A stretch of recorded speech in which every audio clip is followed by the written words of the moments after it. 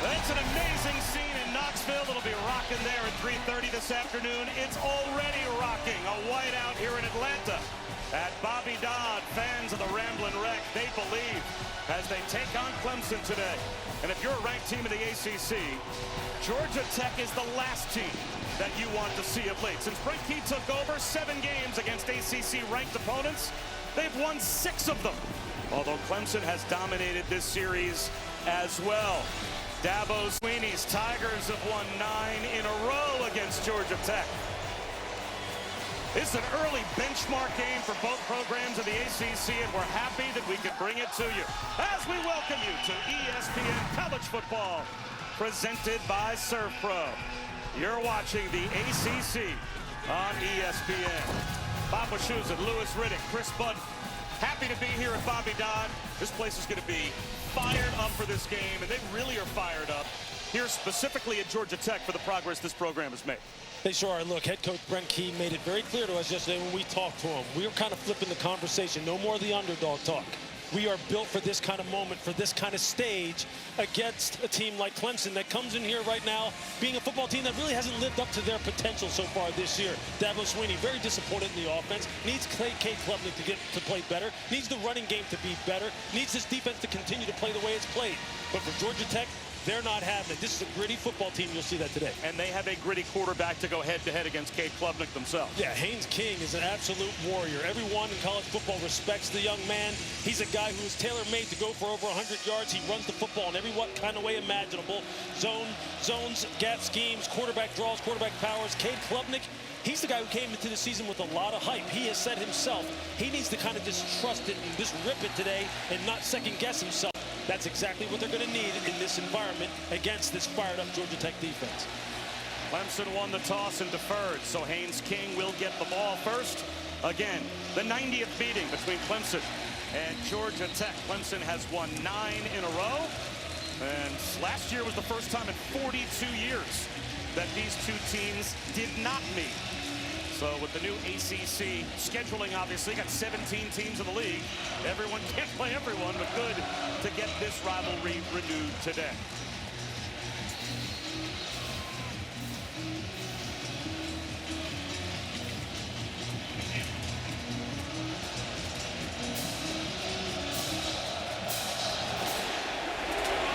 And Haynes King will start after a touchback that clears the end zone altogether, courtesy of Robert Gunn. Well, Haynes King, obviously, Chris, they need to protect his health as much as anything. They do. He's the heart and soul of this team and this offense in particular. So we asked him yesterday, has there been any conversation about sliding, protecting yourself? And he said, there's been conversation, but the deal is when I get the ball in my hands, I just want to score. And when we talked with Brent Key, he said, listen, if we taught him to slide, you lose in college football about 3.5 yards when you do that. It's also just not in his makeup. It's not the mentality that he grew up with. When he has the ball, he wants to run. And he's got the ball on first down, and Isaiah Canyon's got his first catch for 9 yards in front of Ricardo Jones. A true old-school dual-threat quarterback. Lewis, Dabo Swinney told us Haynes King is Tim Tebow. He is a warrior, a willing warrior. He'll be on his all-Madden team if he had one. He is a problem, and he was certainly a problem a couple of weeks ago when Georgia Tech won on opening night in Boulder. And he breaks a tackle, doing what Haynes King does. First down, Georgia Tech.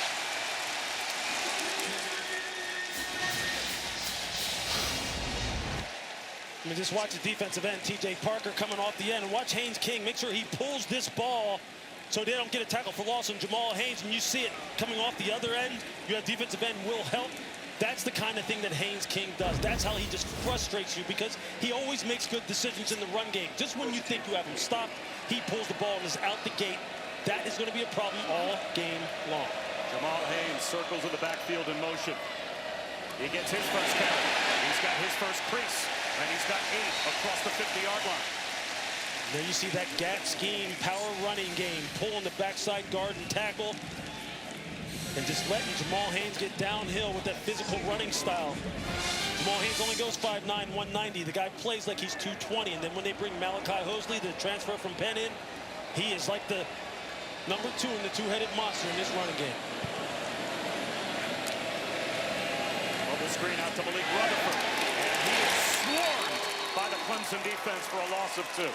So from 2nd and 3 to 3rd and 5, and will help the Purdue transfer that you said has been arguably the biggest impact player so far this year for the Clemson defense was out there. Yeah, and I wasn't the only one who said it. His head coach said it. His head coach told the rest of these 5 stars on this defense that Will Helton is outplaying them right now, and there you saw it. Simulated pressure. He's dropping into coverage, recognizes it, comes downhill, makes a great tackle. King on 3rd and 5 from the pocket, floats one right into it. There's Eric Rivers for a first down. Perfectly timed. 20 yards inside the 30 of Clemson. He's going to see Rivers get the top of your screen. He's going to have one-on-one against Ricardo Jones, the safety. Haynes King, he's got pressure in his face. Stephylon Green coming right down the chute on him. He doesn't flinch. If Haynes King can throw the football like that along with his running ability, I don't know how you slow this guy down. You're going to have to take away something. You want to make him throw the football in order to win the game. That's just not the way you want to make him throw. King pulls it. Gets tripped up at the line of scrimmage. A good tackle by Cade Denhoff. No gain on first down. Maybe a half yard, 2nd down, and a long 9 close to 10. Yeah, the first 2 downs, 1st and 2nd, critical when you're playing against Georgia Tech. Like I said, you want to put Haynes King in 3rd and long type of situations. Not to say he can't throw it, but that's where you want to try and put him and take your chances that way. So that's a good job starting off, getting a negative or 0 gain type of play on first down. Now maybe you can unleash a little bit here on 2nd down. You got to be alert for screens, alert for draws. And now Malachi Hosley lines up in the backfield. They fake the end around. King wants the screen, throws it away. There it is. And may have been sideways. That was barely forward if it was. The officials taking a look. Each of the 2 officials on opposite sides of the field seeing if that was a backwards pass. See Adrian Terrell coming with the corner fire.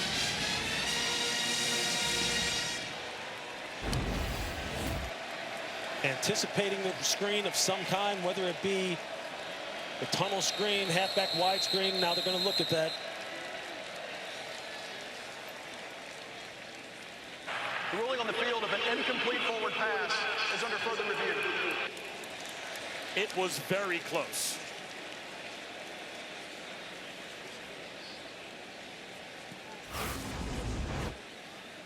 And we have an opportunity to listen in to the ACC Operations Center, and we'll be able to eavesdrop from Charlotte on this replay review. Ruling on the field is an incomplete forward pass. So it rolls out of bounds. So it's touched. I'll go back a little bit for you here.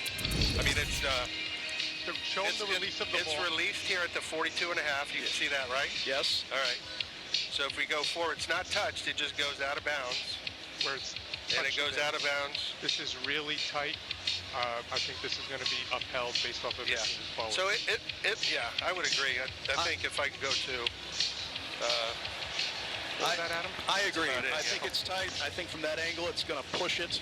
Yep. And this is our best angle, so the ruling on the field will be upheld. Yeah. All right, so after further review, the ruling on the field is upheld, and it should be 3rd down, and the clock's good. Correct. The clock is good. We're also going to be just outside the 30, position 2. Just outside the 30, position 2. Yes. Yes. Just outside the 30, position 2. Correct. Okay. Thank you very much. Okay.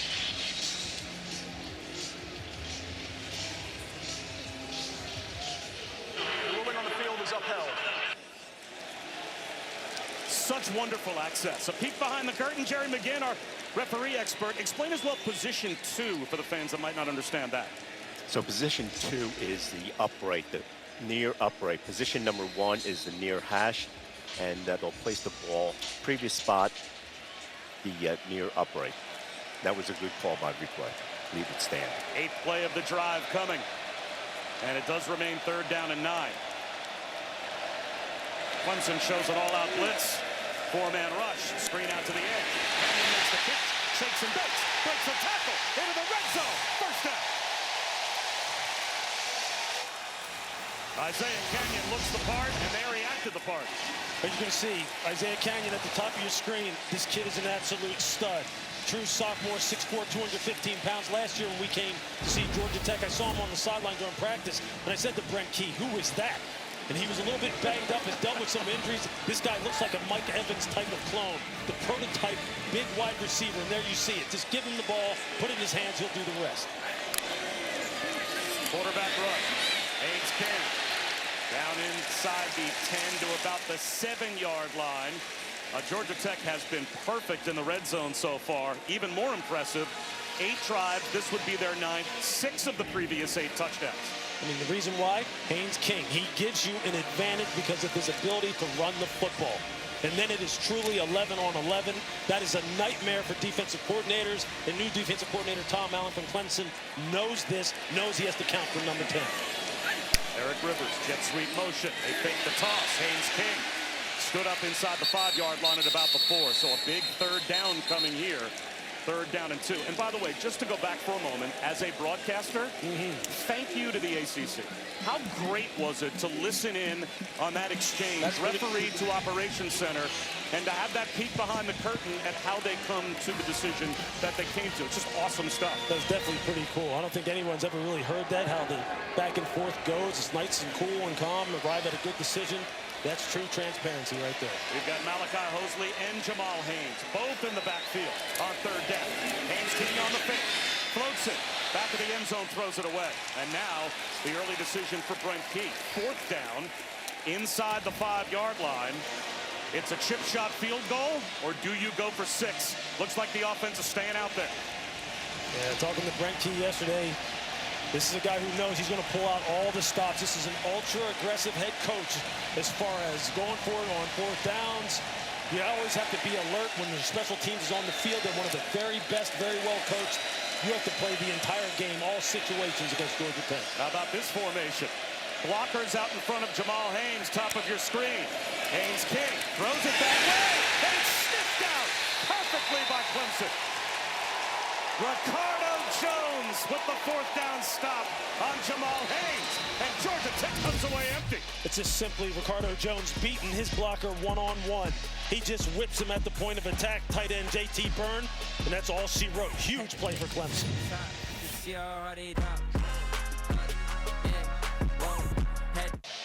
We are back with today's road test, brought to you by Goodyear, Lewis's keys to the game. Yeah, for Clemson, their offense, you're going to see Adam Randall, the running back, former wide receiver, got to get him going. Defensively, allow less than 150 total rush yards. That's going to be a tall task for a team that's averaging over 240. On offense, no turnovers for Georgia Tech. Defensively, keep a lid on the passing game. No big plays. We're going to get a look at it right here. And here's Cade Klubnik on a rollout, whips one to the edge, and T.J. Moore turns around at the 15-yard line and makes a catch for 7. That's a good start for Cade Klubnik. Yeah, look, offensive coordinator Garrett Riley said he just wants to see Cade play with confidence, doesn't want to see him hesitate, wants to see him come out, identify where the open receiver is, and let the ball rip. So he's going to call some plays early on and get him going. And off, tackled at the line of scrimmage was Adam Randall. Actually fell ahead for a yard.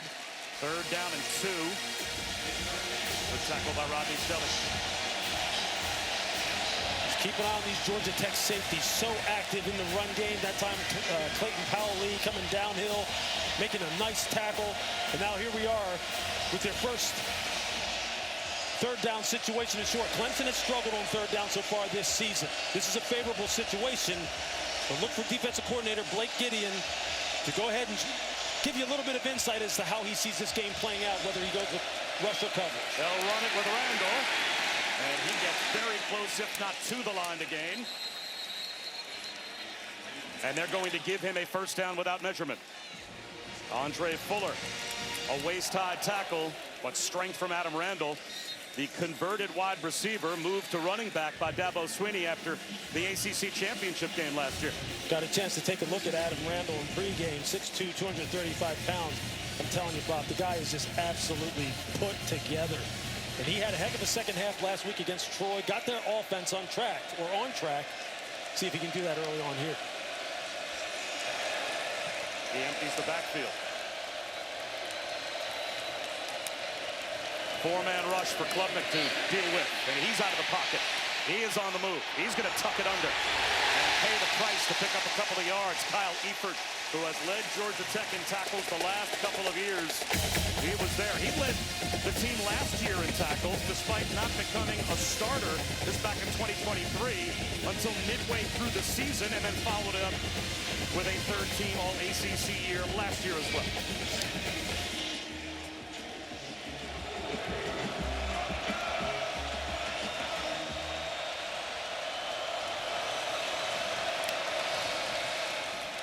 Randall, nice fake by Klubnik. And it's Georgia Tech on the takeaway. Omar Daniels knocked it out. Cade Klubnik pops it up. And Georgia Tech starts in plus territory. Zach Toby with the recovery. And this is a nice job by Cade of making the decision to pull the football. But then when he gets out on the perimeter, just watch the safety Omar Daniels come downhill. Now you got to protect the football. You got to make sure that you're securing it. He hits him in the thigh, but Cade loses it as he's going to the ground. I mean, that's a tough hit in the open field. Here you get a closer look at it in slow-mo. You see he hits him on the elbow.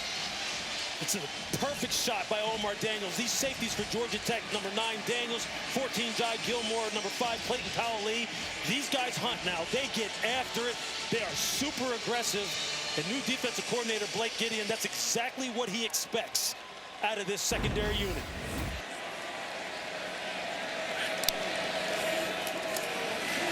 Goes to work. And he gets driven back after a gain of 4. Giveaways and takeaways, that was the story of the first 2 weeks for Georgia Tech. Since 1995, there have only been 10 teams in their first couple of games that have been -4 or worse in the giveaway takeaway ratio and won their first couple of games. And Kentucky back in 2021, they were the last team to do it before Georgia Tech this year. 5 giveaways, 3 on opening night, 2 last week, cumulatively on their first 5 possessions of the game. Yeah, it has been weird how it has happened to them. That's exactly what they needed, though, to flip the script, get one of their own, and plus territory. Now they got to cash in. Haynes King swings one out to Jamal Hayes. Stays in bounds, dodging tacklers. Well, Chris Button, how about the message that Brent Key gave to his team?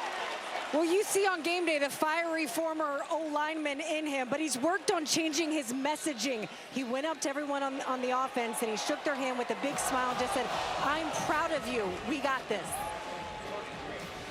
Well, they went for it on 4th down and got stopped inside the 5-yard line on their opening possession, now faced with a 3rd and 3 just outside the red zone.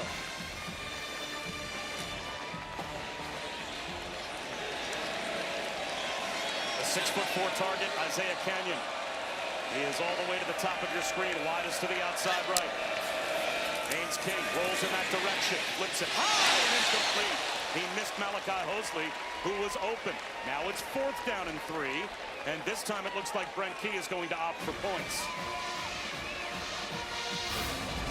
He has Hosley just leaking out into the flat. They run what they call a 3-level flood concept. You can see it on the outside. Just trying to flood the zone. Let Haynes King read it out. A little bit of pressure in his face in the air and throw. Good job by Clemson getting off the field. So Aiden Burr from 40. Instead of going forward on 4th down and 3, they'll try to get points. And Aiden Burr gets them those 3 points. Georgia Tech on top, 5:50 to go in the opening quarter.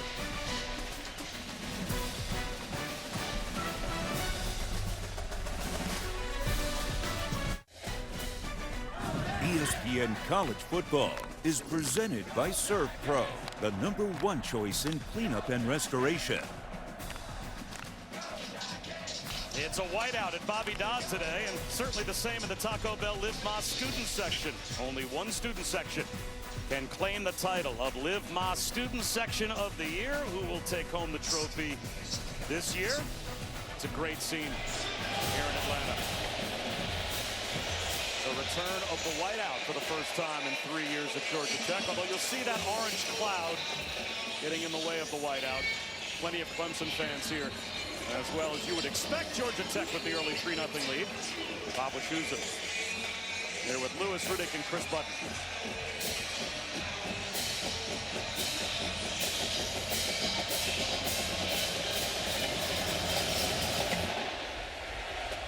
His kick Returnable for Adam Randall from the 2. And he's popped right about at the 20-yard line as we bring you today's impact players, brought to you by Mattress Firm. No question, Cade Klubnik has to be a guy who steps up for Clemson. He's got to make amends for putting the ball on the ground. Linebacker Wade Wood has just a treat to talk to. One of the captains, one of the leaders on the defensive side of the ball. We all know Haynes King. He's going to play a big role with his legs, but he's going to have to throw that football a little bit. Keep an eye on number 2, E.J. Lightsey. This is his second series on the football field. Defensive coordinator Blake Gideon says that Lightsey has NFL written all over him. He's got the height, weight, speed. He's going to be counted on to make plays today. And Blake Gideon said the best pro prospect we have is E.J. Lightsey. How much did that surprise you to hear him say that? It did a little bit. You know, I didn't see him making the kind of impact plays that he thinks he can make, but here's another shot for him. Quarterback draw for Klubnik. And he didn't shy away. Picked up 4 yards to the 25-yard line. You just see how Georgia Tech, this defense, you will see 11 white helmets to the football every single play. They play with fury and passion. They run to the football. Their strength in numbers. Something Clemson's going to have to contend with all afternoon. Omar Daniels with that last hit on Klubnik. Of course, he forced the fumble. That gave Georgia Tech the short field, but a good job by the Clemson defense to get a stop. Blitz off the edge. Clemson tries to throw behind it and broken up. Amari Harvey knocked it away. Our first chance to check in with Matt Barry. Big game, Bob. Good afternoon. I've got your Subway fresh play of the day. Big week for Alabama. Really their first test since week 1 against Florida State. They go for it, 4th and goal. Jeremy Bernard takes it to the pylon this after an interception. So Alabama up early, 7-0. That's the early statement that Alabama needed to make. Going for it on 4th down for a team that you know right now their fan base is very nervous every week watching the Tide. 3rd down and 6 for Clemson here. Klubnik, long throw, nice move by Bryant Wesco. And he picks up the 1st down. And there is Lightsey running over to make the tackle, but still 7 yards. If Bryant Wesco is the guy right now with Antonio Williams being out. Cade Klubnik says he can run every route. So explosive out of the break, he'll play a prominent role. Quarterback run again, and a slide this time for Klubnik. I'm not surprised to see Clemson and offensive coordinator Garrett Riley let Klubnik put the ball in his hands again, even though he put it on the ground. Said he likes to get him going with runs. Cade likes that kind of thing, wants to feel the physicality of the game to settle in. This is a nice response here in their second drive.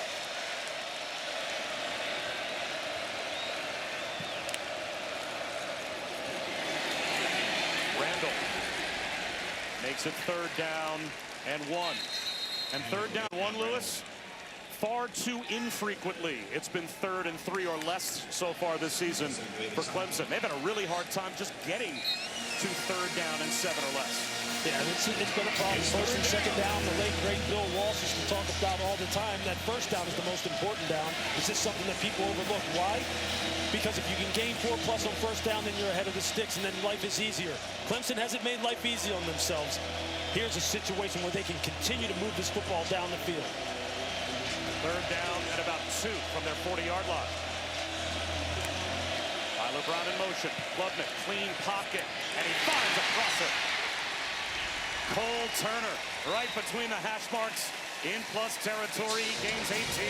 That's a nice job of Cade Klubnik to stay in calm in the pocket. The pocket was secure. He just waited for Cole Turner to go ahead and clear the 2nd-level zone dropper, and he threw it right past his ear hole. Nice throw and catch. That's the Cade Klubnik that Clemson fans expect to see. Adam Randall in the slot left now. Empty backfield for Klubnik.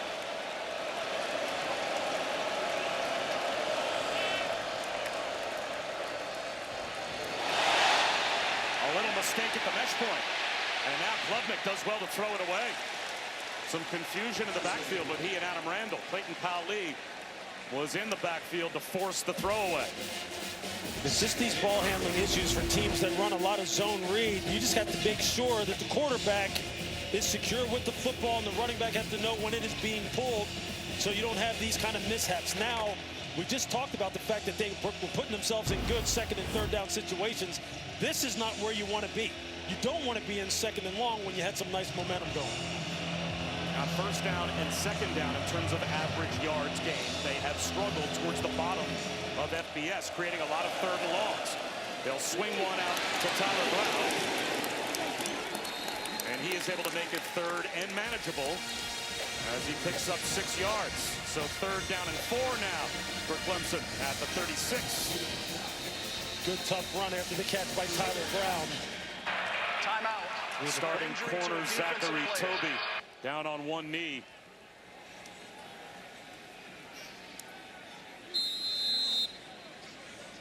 So we'll step aside.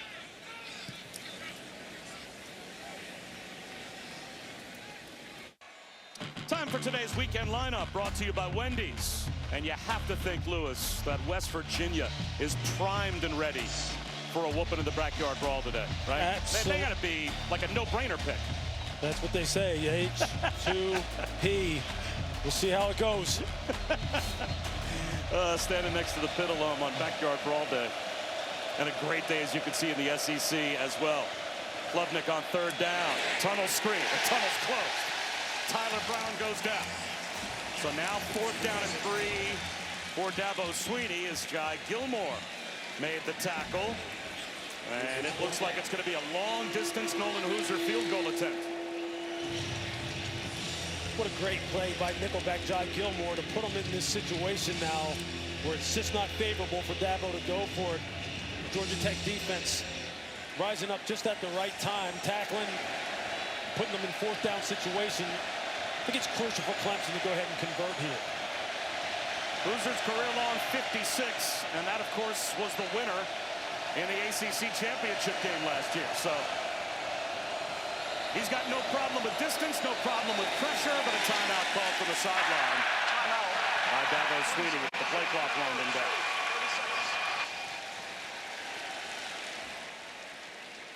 How about taking a look at the playoff percentages this early in the season? This came in our notes, the All-State playoff predictor. To me, this was eyebrow raising. Right now, our All-State playoff predictor before today's game has Georgia Tech with a 3% better chance to make the 12-team playoff than Clemson.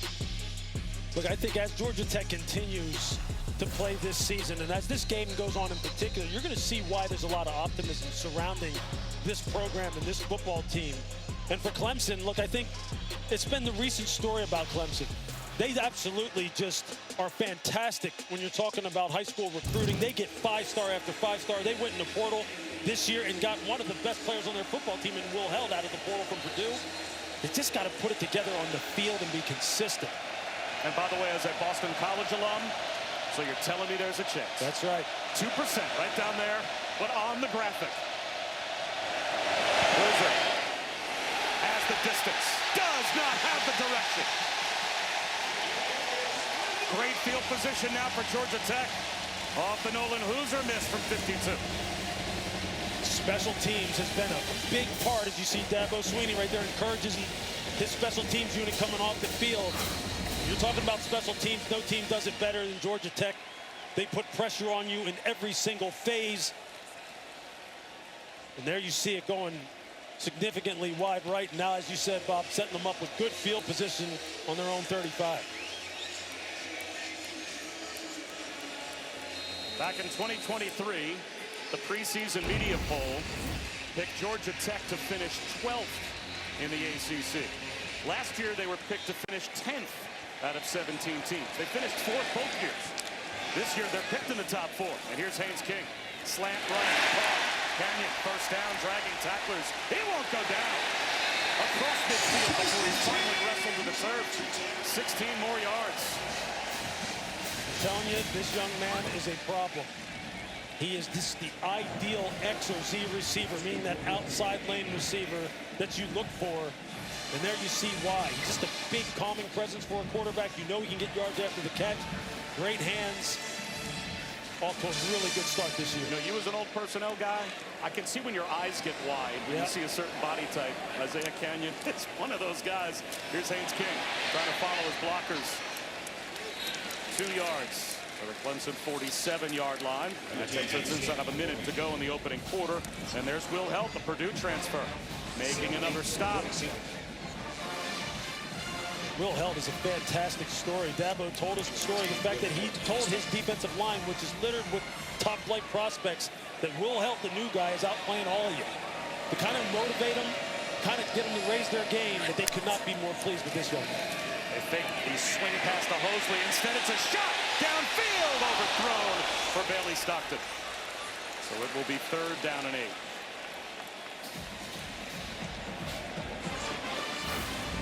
And he had Bailey Stockton wide open. You're going to see him at the top of the screen. Safety just gets caught short looking at the number 3 receiver. And that is Ricardo Jones. Taking a look at the quarterback, not understanding where all of his threats are coming from. They missed a big opportunity there. Blitz coming. Another one-on-one. This one drops right down the chimney. 1st and goal. Haynes King. Right into the hands of Eric Rivers. Down to the 5-yard line. But this, watch out, number 23, Ashton Hampton. Look where his eyes are at the move point. You see his head looking back in the backfield, looking at the quarterback saying, hey, have you thrown the football yet? Don't worry about what the quarterback's doing. Keep your eyes on the receiver. They will leave you every single time when that kind of thing happens. Right now, Clemson just hurting themselves and Georgia Tech taking advantage of it. Eric Rivers walked on at Memphis, walked on at FIU. And now he's a grad transfer that might be the favorite target of Haynes King. He sets them up 1st and goal.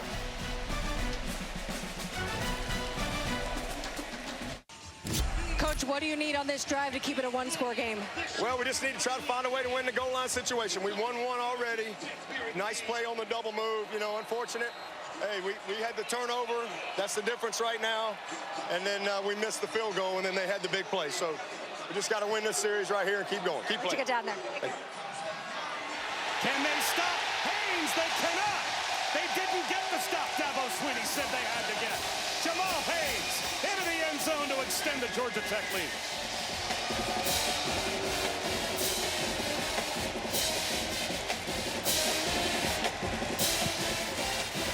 Real good blocking at the point of attack by the right side of Georgia Tech's offensive line, and Haynes King. Wait till you see his ball handling. It was perfect. Absolutely perfect. Put the defensive end, Will Held, in a bind. And they got 6 on the board. It's funny, he and Jamal Haynes fumbled at the mesh point to start the game against Colorado on opening night. And I asked Haynes King yesterday, how many times have the 2 of you run a play like that? And he said, I don't know, a million. It just, the ball just popped out. Not this time. Watch, you're going to get this. You're going to get this motion, and watch how this affects the defensive end. Will Held. They're going to get blocked down, and watch Haynes King just ride it in here until the defensive end gets too far upfield and can't make a play on the ball. But watch, here comes the motion. Will Held has to go around it, puts him too high. He can't maintain leverage on Haynes King. Haynes just kind of takes a step forward, hands it off to Jamal. You see the blocking at the point of attack, just dominant by the right side of Georgia Tech's offensive line. Malachi Carney, the transfer from South Alabama at right tackle. Keelan Rutledge, the left guard. And Brett Key, this is the start he was looking for. That gritty, tough football team that he said is built for moments like this. We're no longer the underdog. And just look at them.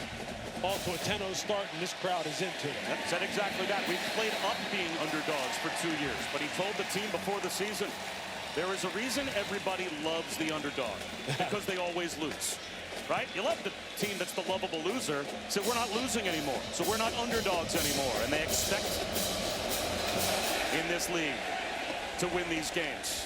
As we check again with Matt Barry. Gentlemen, thank you. You're talking about statement made like Georgia Tech's doing right now. E.J. Manuel, how about this throw from Ty Simpson to Jeremy Bernard, his 2nd touchdown of the day? Excellent throw, Matt. Scanning the field, putting it right on the number for Jeremy Bernard. He takes the rest away for 6. 14-0 tied. And remember, Biff Poggi, the interim coach, Sharon Morris is serving his suspension.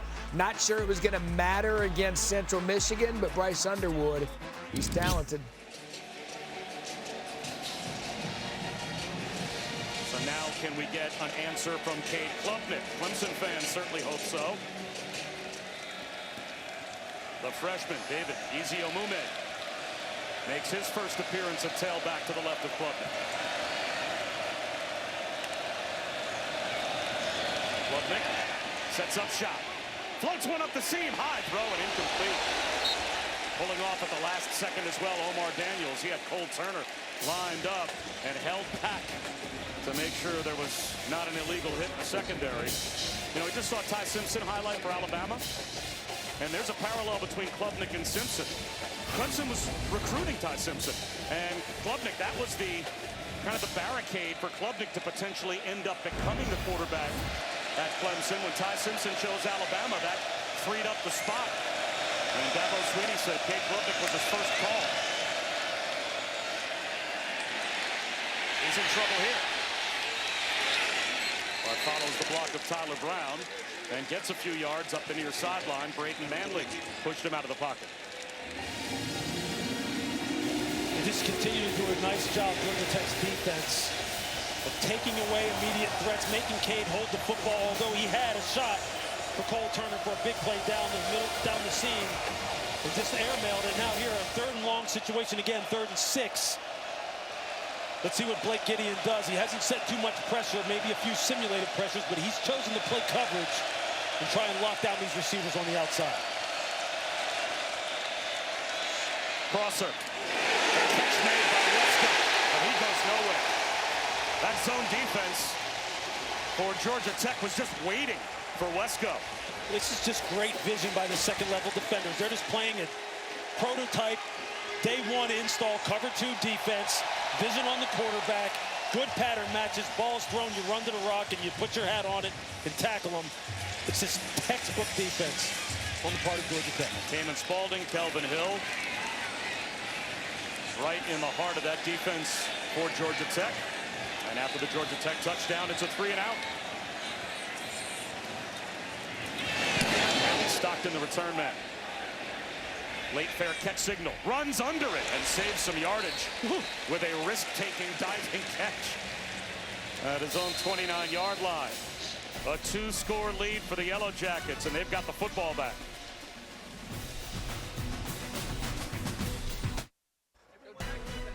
ESPN College Football, presented by Serve Pro, is brought to you by Coca-Cola. Fan work is thirsty work.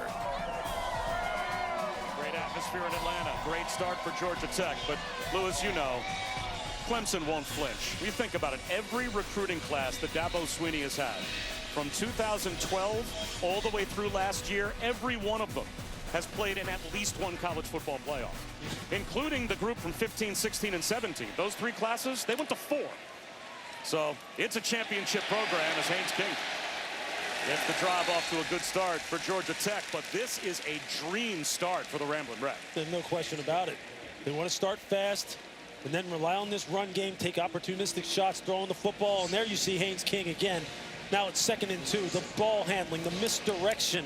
They get it flowing one way. Haynes King reads it, pulls the ball. You see half the defense following what they thought was going to be a outside zone run, and there goes Haynes King for 8. This is such a tough offense to defend with all the different blocking schemes, all the different motions. They put so much pressure on it.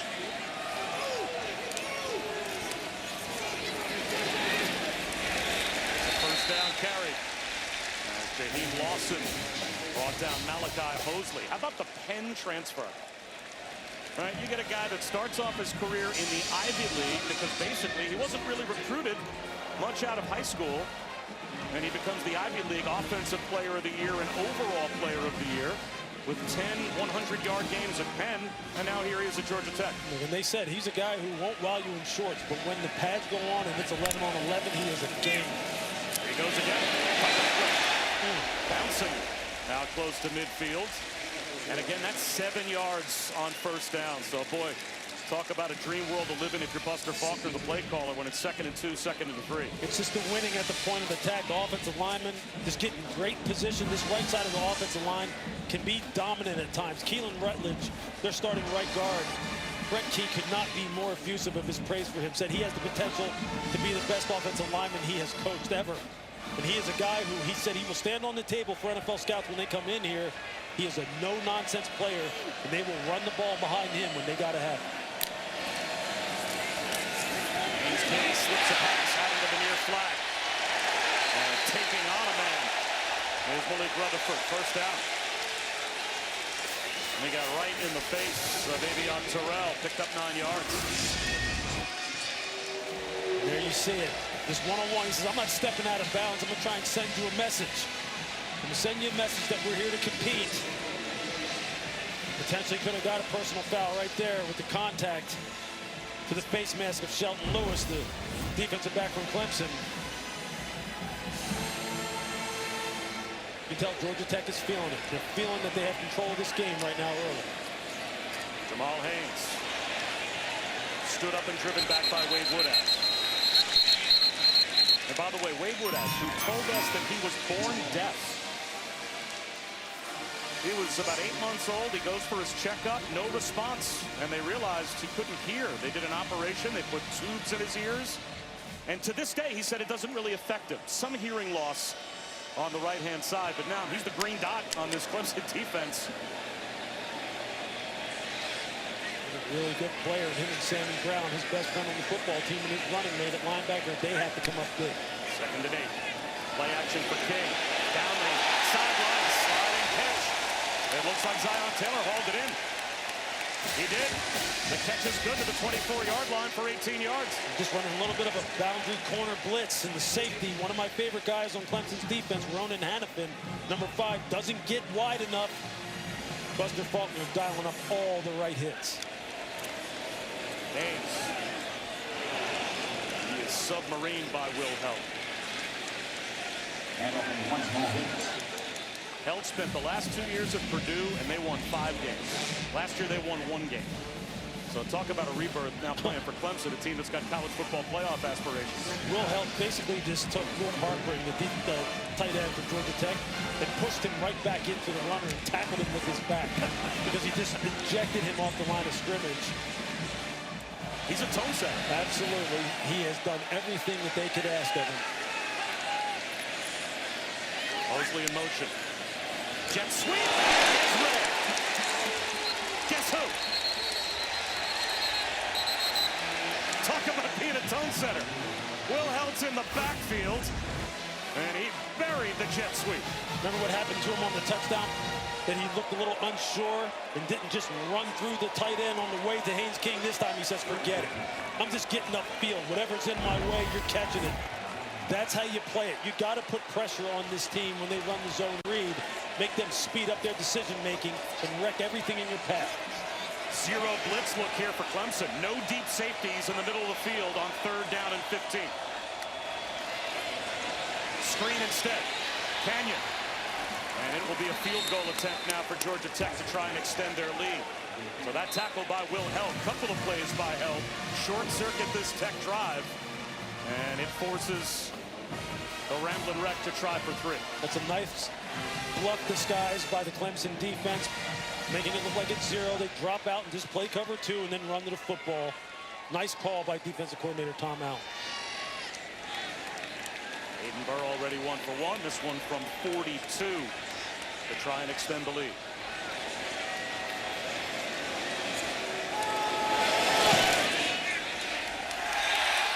Sneaks it inside the left upright. 13-0 Georgia Tech midway through the 2nd quarter. Extra yard for Teachers Week, and we have Georgia Tech's Keelan Rutledge and Kyle Eford's messages to special teachers in their lives.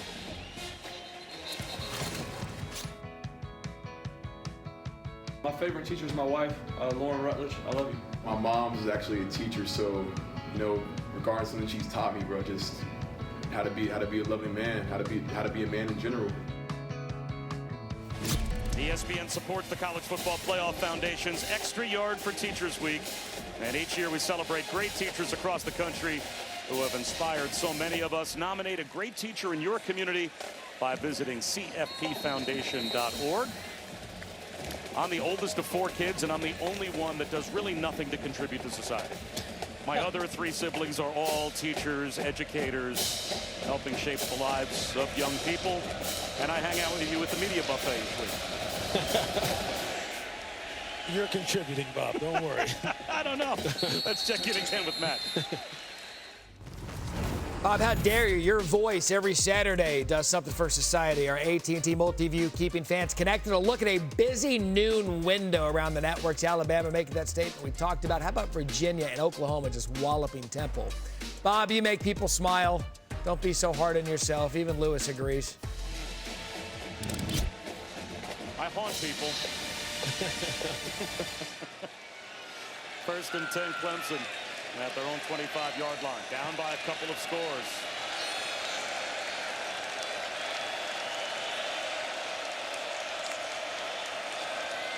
On the ground with Adam Randall. You know, Dabo Swinney said to Adam Randall after last year's ACC championship game, "What do you do best?" He said, "Well, I'm best when I've got the ball in my hands." He said, "Yes, let's make it easier for you to do that. Don't play wide receiver. Play running back." And Dabo actually said the biggest failure, he thought, of a couple of weeks ago for the offensive coaching staff against LSU was not getting Adam Randall the ball more often. Sure did. And they took care of that in the second half against Troy. He was the one who sparked this offense to that second half explosion. Showing blitz, Georgia Tech changing the call, possibly Cade Klubnik. Play clock winding down. It's at 5. And it's only a two-man rush. Klubnik has all day to scan the field. Now the pocket starts to collapse. And eventually, scanning the field works. TJ Moore came free and picks up a first down. Talk about playing coverage. That was coverage to the extreme. Sure. Blake Gideon, the defensive coordinator, just trying to change up the looks on Cade. Just trying to give him more stuff to think about. Again, keep a lid on the defense, as he says, building a roof on the defense. They don't want to give up any big plays down the field. Make Clemson have to earn it. Klubnik to the sideline. Incomplete. Losing his footing, trying to come back to the ball was TJ Moore, and it looks like a flag was thrown back in the offensive backfield. Daquan White was there in coverage, but this is not pass interference. This is behind center. And you're going to see Daquan White. He makes contact early. Now they got Harris Sewell at left guard for a hold. Yeah, you're going to see Sewell.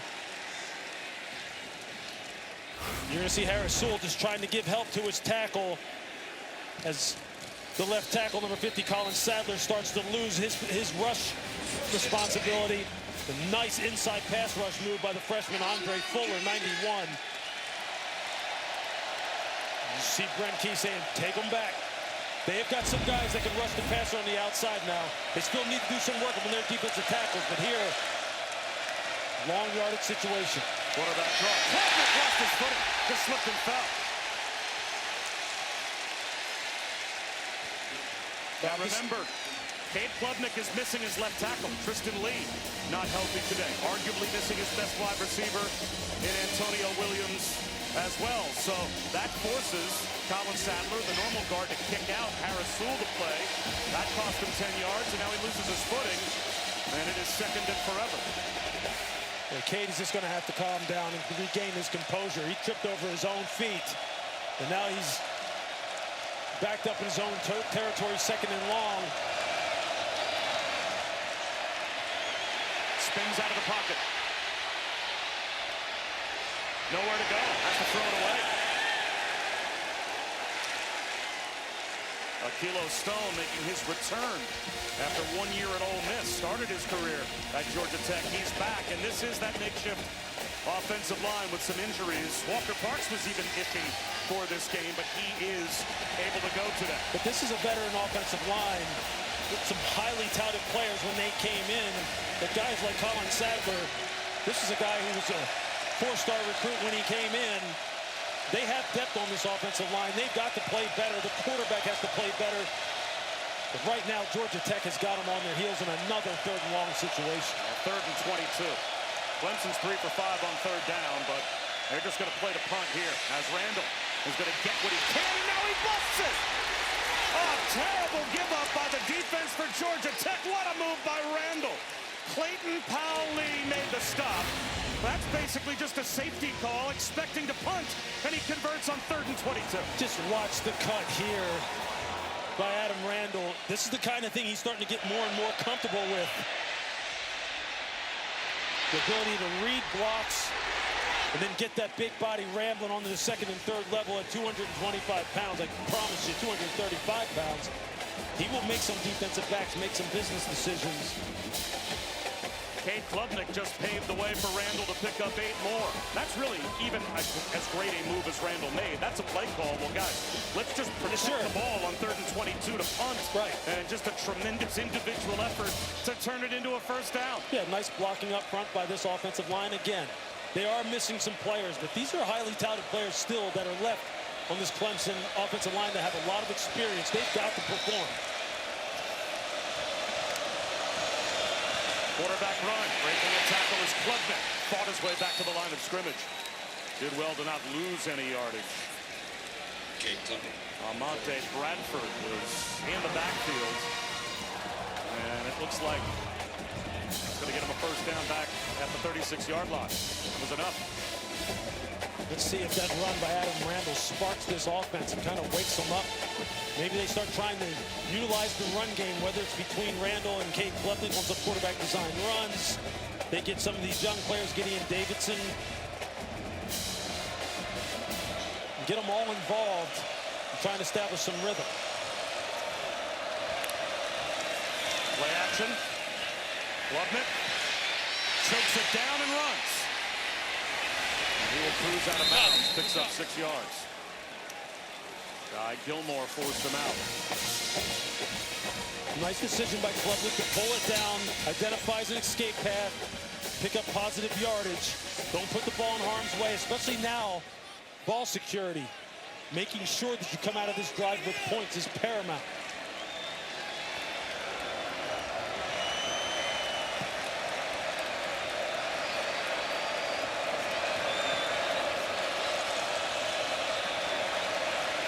Still has 2 timeouts and the 2-minute timeout as well. So all the time in the world to eat the play clock. Klubnik slant left and it's caught by Wesco. And that's good enough for a first down to the 24-yard line. With Antonio Williams out because of his hamstring injury, Brian Wesco becomes option number 1. He's going to be the go-to in all crucial situations. Up tempo, Klubnik spins out, buys time. He's going to throw one through the left corner of the end zone and throws it away. E.J. Lightsey put the pressure on. Josh Sapp was the closest Clemson player to the football. 2nd down and 10 with 2:35 to go in the half. Clemson trying to fake the wide receiver screen to Wesco. Trying to get Josh Sapp down the sideline. Georgia Tech does not bite. Real good discipline, 2nd and 10. Again, for Cade, it's about decision-making here. Get that ball out of your hands quickly. Make sure you read out the defense properly. For Georgia Tech, got to get some pressure on him. Got to get him down, see if they can create a negative play. Gideon Davidson bouncing off some tacklers into the red zone. And that might take us to the 2-minute timeout. We'll see if Clemson tries to snap the ball again before the 2 minutes. The last time Clemson played at this stadium, 2020, they won 73-7. It was the largest margin of victory ever in an ACC game. Trevor Lawrence had 5 touchdown passes in that game. Talk about a different story 5 years later. Hard count, and we'll go to the 2-minute timeout. Tigers trying to get on the board. The Yellow Jackets at the 2-minute timeout with a 2-score lead.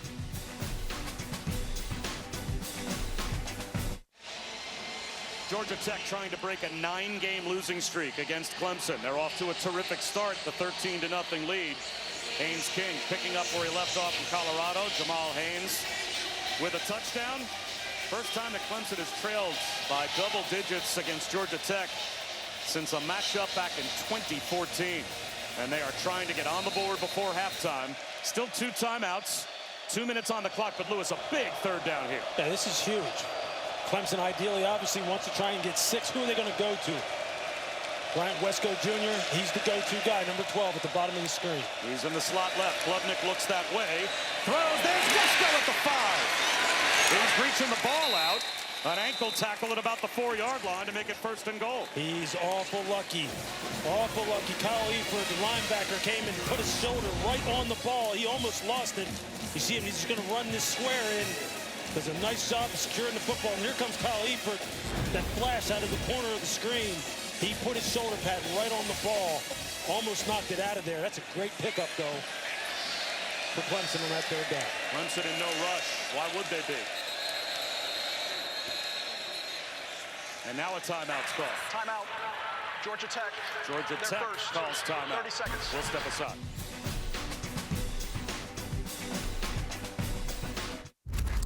I'm Matt Barry. Coming up at the half, busy noon window, including Alabama rolling against Wisconsin. Plus, Oregon had to kick at 9 a.m. their time. A little bit of a struggle against Northwestern. And can Tennessee snap the streak? We'll find out coming up in the Avocados from Mexico halftime report. Well, Ian Shefflin back on the sideline. He's the 6'7" basketball player for the last 4 years, out there for that last snap. And then Brent Key called timeout. So the chess match. And now Shefflin on the sideline, first and goal. They'll run it with Randall. And let's see if another timeout's called by Brent Key. I would think he'd save time for his offense if he could, whether Clemson scores or not, and he does. There's seconds. 30 seconds. So Brent Key is trying to preserve some time for his offense before halftime. Clemson trying to get on the board. And look, we talked about it at the start, Lewis. This is not a fluke. No. Right? The last 7 times under Brent Key that Georgia Tech has played a ranked opponent in this league, they've won 6 of the 7. Yeah, it's because they play the game the right way. They try to control the line of scrimmage. They have a absolutely multi-dimensional rushing attack. And here's the thing, Haynes King, you see the way he's throwing the football? If he's throwing the football like that, they're just so difficult to contend with. And they feel as though their offense is obviously the strength of the unit this year and that they're going to put up points. And so that way, look, if you're Clemson, you have to maximize every opportunity as far as when you get down here in scoring position. They got to figure out a way to come away with 6. Well, Dabo Swinney's teams have always been really good. Last 4 minutes, first 4 minutes, they have that chance. Remember, they deferred after winning the toss. So Clemson will start the second half with the football as well. Maybe a chance to string together back-to-back scores. The 14th play of this drive. Randall dives. Did he get there? At the half-yard line, it looks like he stopped. And another timeout, the final timeout, called by Georgia Tech.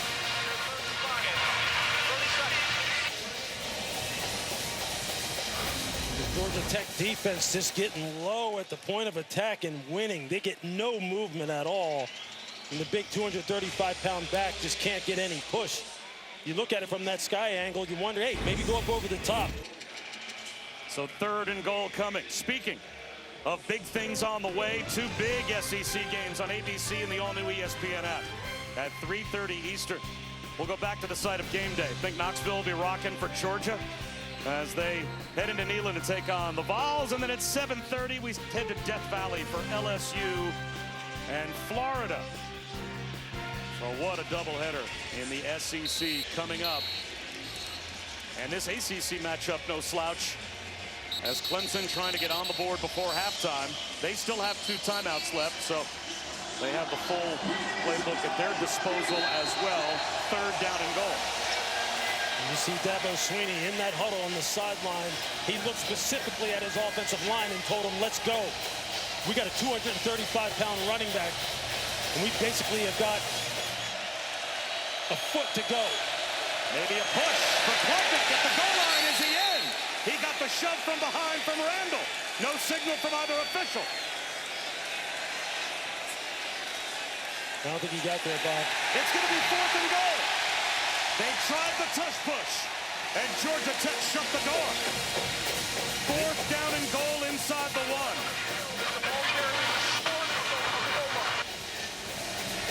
Interior 3 defenders right here.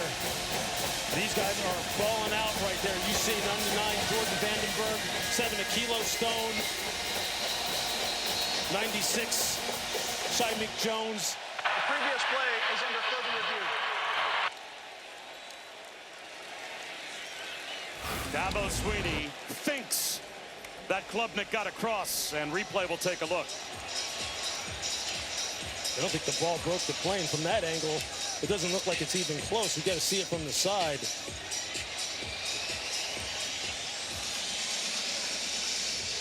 Again, collaborative replay with the ACC Operations Center. They're allowing us to listen in. Adam. Hello. Adam, you there? Replay, can you hear me? Yes, I got you loud and clear. Can you hear me? Yes, ruling on the field is short of the goal line. Okay, I'm showing you the near cart. You can see that the runner has the ball right there in his right arm. Yes. There's his helmet getting lost in the pack. Yes. Right? You never see the ball cross the line of scrimmage or the goal line. Agreed. You see his helmet? That's the best shot we got. We don't have anything else from replay or from production at this moment. The ruling on the field So is the upheld. ruling on the field is going to be upheld. All right, what do we need to do with the clock? The clock is in a good place. All right, so we're going to go, because we're going to start it back. 25 seconds on the play clock, and it's going to be hot. Yep, and you're going to be just short of the goal line, too, on that ball. All right, so the clock currently reads 59 seconds, 25 seconds on the play clock. Ruling on the field is upheld, and the clock's going to start on the ready, correct? Yes. Yes. Okay, thank you. Thank you. Yeah, I don't know where the clock. As good as it gets. That's so good. Just a great peek behind the curtain, and now you'll get the official announcement, which, of course, After you'll know. further review, ruling on the field is upheld. It's fourth down.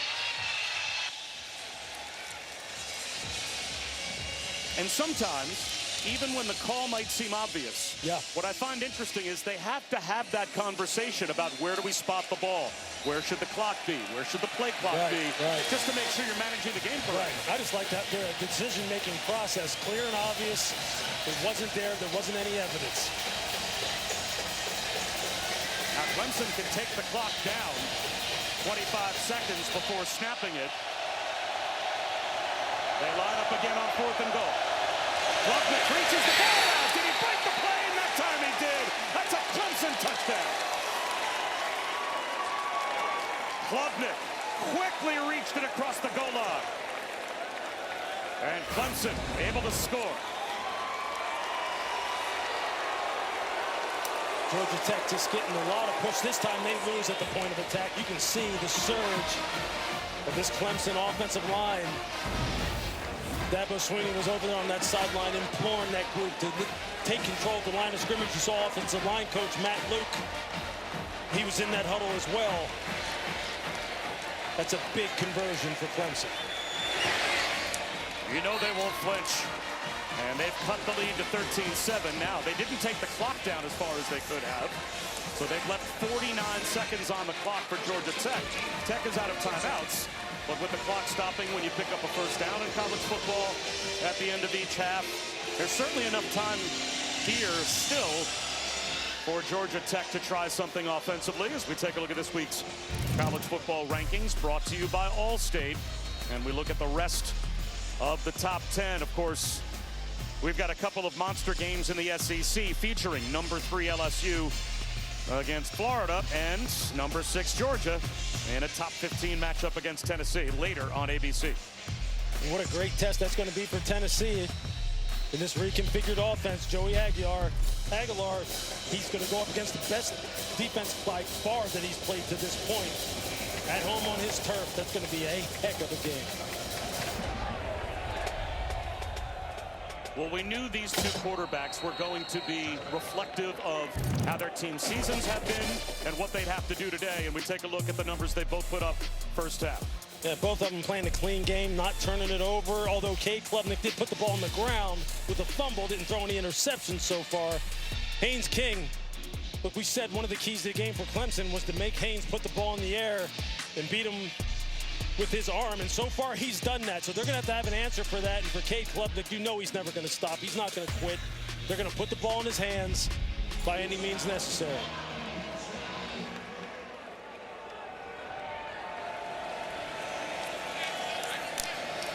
Straight quarterback run. And Haynes King spun down behind the line of scrimmage. DeMonte Capehart stopped him right at the 25-yard line. And now it might be more of a conservative end of the half for Georgia Tech after picking up nothing on first down. Yeah, I think if you're Brent Key, you're just going to go in content with the lead, make some adjustments, tell your football team that you played a heck of a first half. You have battled the number 12 team in the country. They'll run it with Jamal Haynes. And that should take us to the halftime break. It's a 6-point lead for Georgia Tech at the break over Clemson. Brent Key, solid, of course, when leading at halftime. And we'll check in with Chris. Coach, how do you evaluate what your defense has given you in that first half? Yeah, they're playing their tails off right now. Disguising some looks, trying to make things confusing on the quarterback, make him use his feet, and then rally the ball. We give it that long 22 yards on that one over there on that last drive, which is crucial. We bowed up here at the end, but we got to make sure we keep them back when they're back. Offensively, you've been able to move the ball. What's been the message with your offense to find the end zone instead of settling for field goals? Yeah, I mean, we got to continue to be consistent. We got to be efficient in what we're doing. All right, hey, sometimes 1, 2, 3 yard runs are okay. All right, we just can't get negative runs, but we got to stay efficient. We got to stay in front of the chains and be able to put the ball in the end zone. Thank you, Coach. All right. They put the ball in the end zone once in the first half. Clemson, though, able to do the same before the halftime clock expired. So 13-7 Georgia Tech at the break with Joey Galloway and E.J. Manuel. Matt Barry's got the halftime report. Welcome back to ESPN College Football presented by Surf Pro. This is the ACC on ESPN.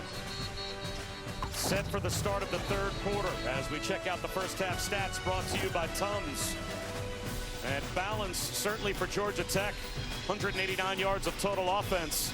And they have the 13-7 lead, but Clemson scored just before halftime to make this a one-score game. And going all the way back to 2015, the only team that has outscored their opponents more often and been better. The last 4 minutes of the first half and the first 4 minutes of the second half, Alabama. Clemson's the second best team in college football since 2015 in that category, and they are about to start the third quarter with the ball after ending the first half with a touchdown as Randall is back deep to receive the kick from Burr.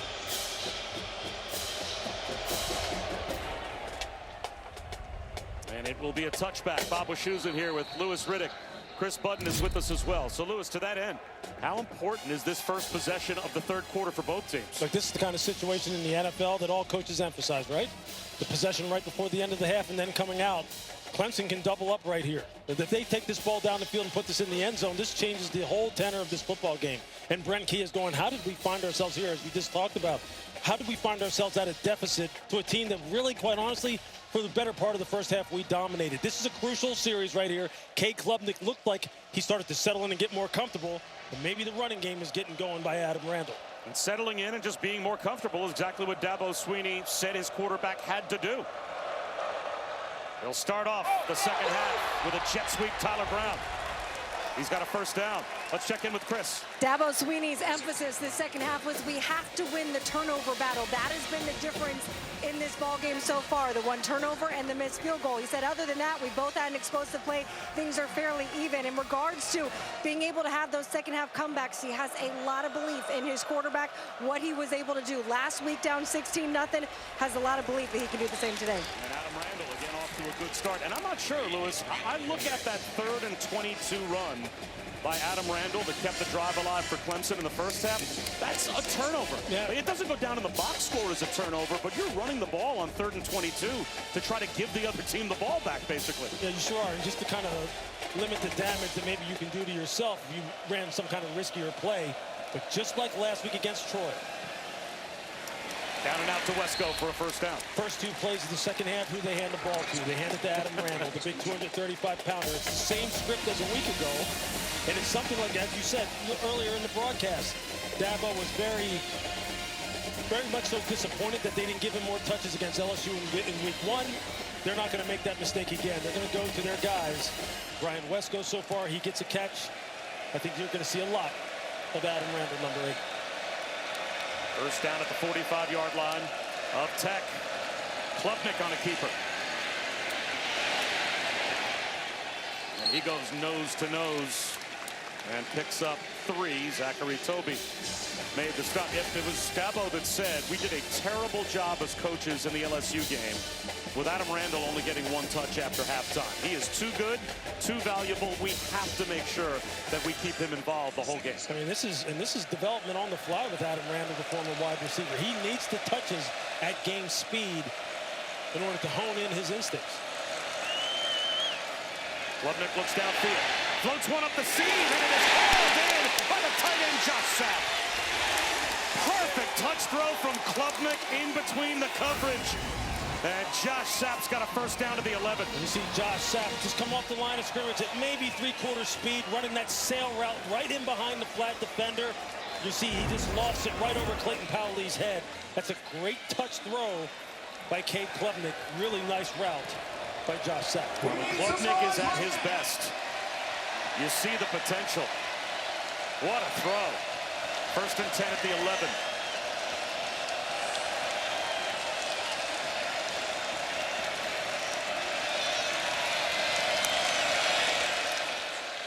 Randall breaks a tackle and gets down to about the 9-yard line. Picked up a couple. Couldn't quite slip free. There's E.J. Lightsey in on the tackle for Georgia Tech. And you better get a lot of hats to the ball on the 235-pounder. He's just getting more and more comfortable. If you take a look at Lightsey, he had to help his guy out, Clayton Powley, who almost got run over.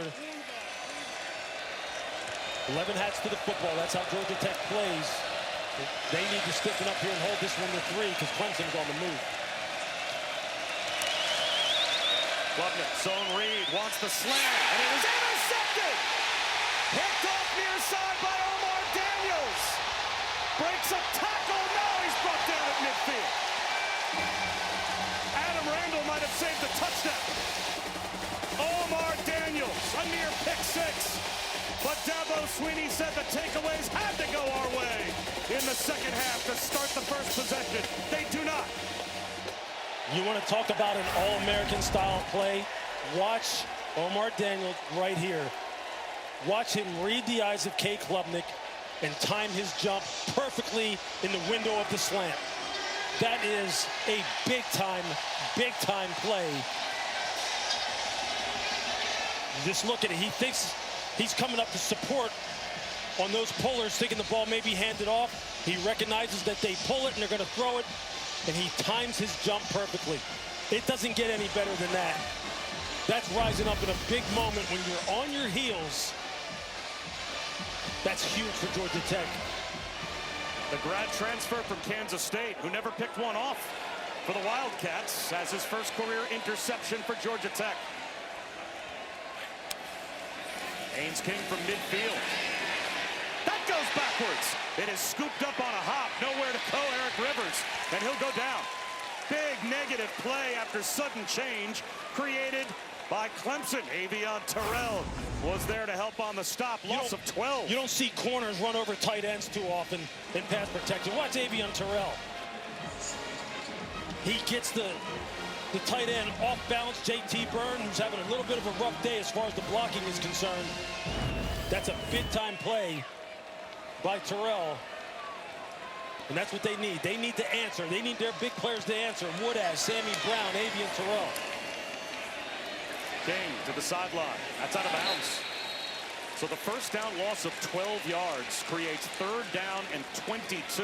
We'll talk about the exact play a defense needs to create after the offense turns it over. No question. And the building is going crazy. It just went silent again. Sudden change. That's what they say on the sideline. They yell it to the defense, sudden change. And that's a situation that defensive coordinators emphasize. When you get put back out on the field because your offense turns it over, you must shut it down immediately. Off to a good start here. The Georgia Tech defense surrendered a third and 22 to Adam Randall. King out of the pocket. He'll go down. The first sack of the season of Haynes King. Sammy Brown brings him down. It's just real good pass rush. And Will Helt is hurt.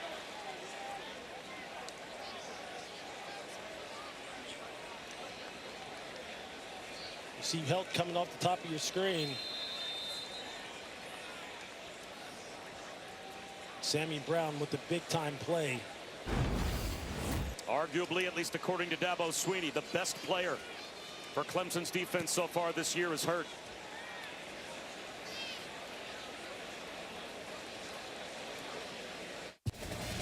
Welcome back to ESPN College Football, presented by Surf Pro. Bob Wischusen, Louis Riddick, and Chris Budden. Will Helt able to walk off the field, so that was good news for the Clemson defense. And boy, what a job Clemson just did defensively. A 3-and-out after the turnover. And now the punt. Wesco fields it on a hop. And stumbles a bit, but gets to the 25-yard line as we bring you our Aflac trivia question. All right, Lewis, we're going deep here. We'll just see if you have any shot at this one. August 29th at Colorado, Haynes King became the second FBS player to run for 140 yards, pass for 140 yards, and have 3 rushing touchdowns in a season opener. Who's the other player to do it since 2000? Yeah, we only have 25 years. Yeah, exactly. Just scan your memory bank of all openers.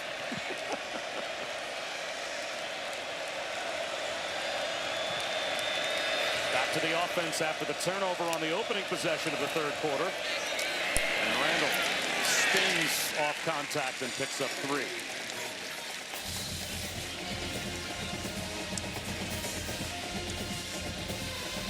Clemson, you just go back to work. They had a nice drive to start the second half, move the football down the field methodically. It's just a great play. Sometimes defenses, they just beat you on the play. Omar Daniels making a spectacular interception. But again, if you're Cade Klubnik, you got to stay level. Turn the ball over twice now there with the interception and the fumble, but just keep working at it. And if you're Georgia Tech, you got to come up with another shot. Continue to keep the pressure on Clemson's offense. Trying to pressure Klubnik here. He stands in and delivers to Wesco. Catch and run down the sideline. Wesco stays in bounds. Touchdown.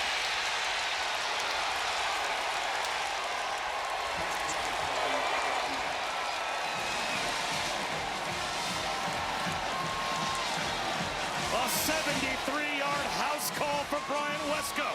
And boy, did Klubnik, knowing he was going to get clobbered, deliver a perfect strike.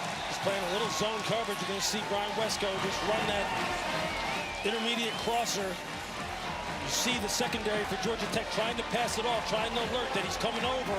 No one picks him up on the second level, and then he just turns it upfield along the sideline. He is the big play guy. Without Antonio Williams, he's the go-to. And there you see why.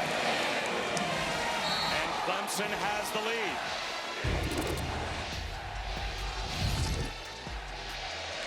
See Brian Wesco, you just see the void.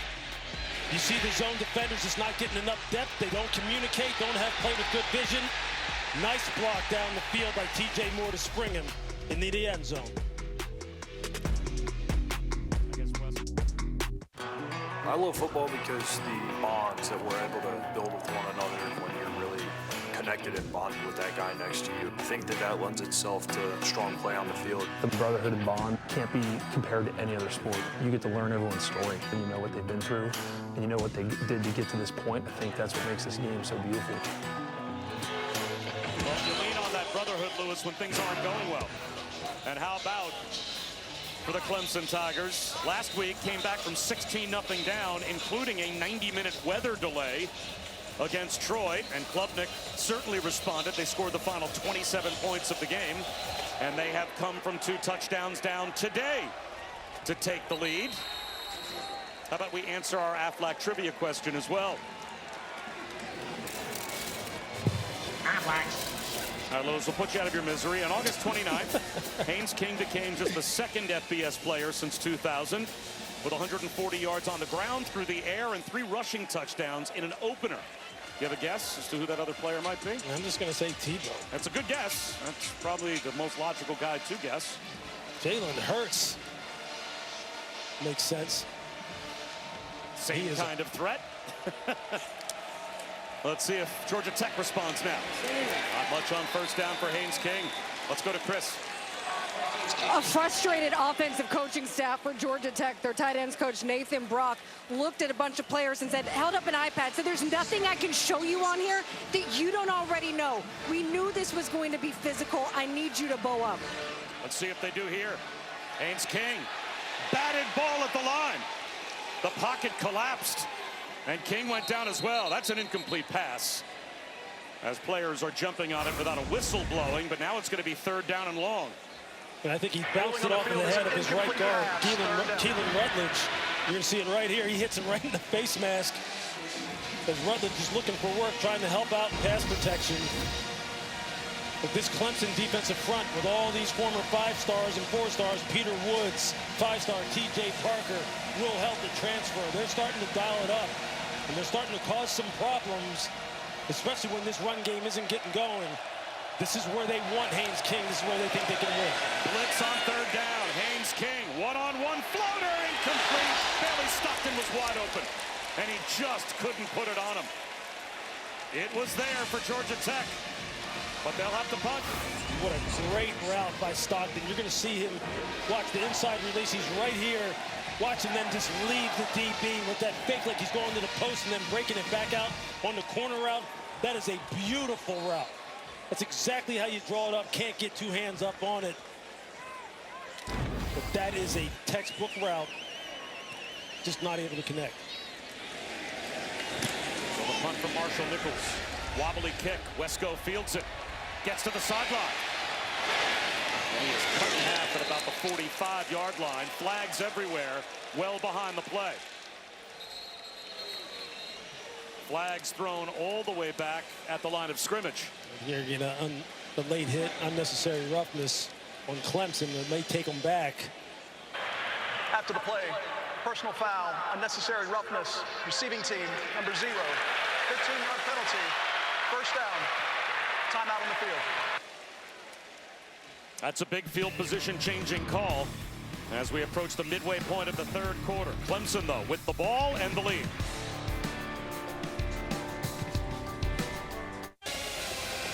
Abushusen, Lewis Riddick, Chris Budden back in Atlanta.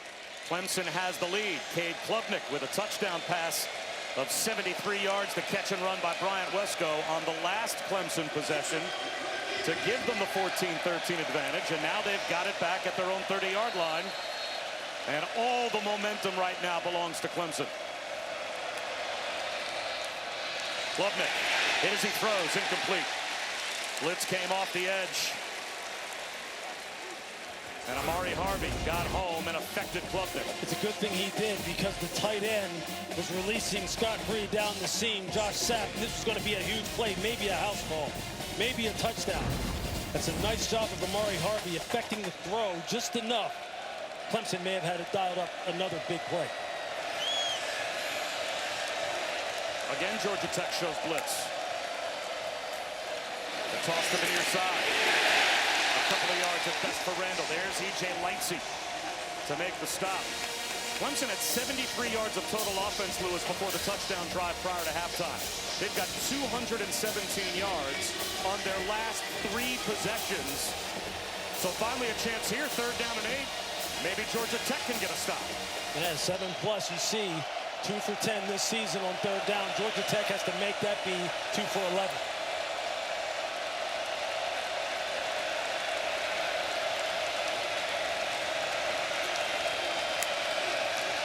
Four-man rush on third and 8. Floater over the middle, almost intercepted. Boy, a chance for Clayton Powell to potentially run under that one as Tyler Brown was airmailed by Klubnik. It'll be a 3-and-out for Clemson. Yeah, this is an interesting situation. Kay thought it was middle of the field open. You're going to see the safeties going the deep half. He thought the middle of the field was open, maybe expecting the receiver to cut to the middle of the field and split the safeties. That's exactly what he said. He was talking to T.J. Moore, asking, why did you sit it down? Almost cost himself an interception. They're lucky to get out of that without turning it over. Bailey Stockton tries to return from the 20. Heads all the way back to his own 15-yard line. Lost yardage with a flag down. You're going to get a block in the back. It's going to put Georgia Tech deep in their own territory, it looks like. Is that Brent Venable's son Tyler down there in coverage that drew their penalty? Illegal block in the back. Receiving team, number 39. Penalty is half the distance to the goal. First down. So Will Kiker picks up the penalty. And that will back Georgia Tech up. And right now, it's kind of a metaphor for this game, Lewis. They seem to be on their heels. They led 13-0. Touchdown before halftime, and now a third quarter touchdown as well for the Tigers. As much as they have become stagnant on offense, they're still in this game, a one-score game, and there you see it. You just got to pull off in that situation, knowing there's no way you can execute a legal block. Just let the punt returner get down and then just start the offensive series. Now you're backed up deep in your own territory on the -9 against a defense that has really started rushing the passer and dialing in on this Tech offense. Haynes King, quarterback keeper, fighting for yardage. A hard-working 6 yards on first down. Well, coming into today, Georgia Tech had a top 10 rush offense in America, and you pointed it out after their last drive. It's a different story today trying to run the football against this defense. Yeah, they barely had 50 yards in total rushing yardage. They've been throwing the football effectively, but this defense, the more and more you play against an offense like this during the course of the game, the more you become dialed in. Georgia Tech's got to get something going. That's a good pickup on first down. Cutting upfield, Eric Rivers. He's got the first down.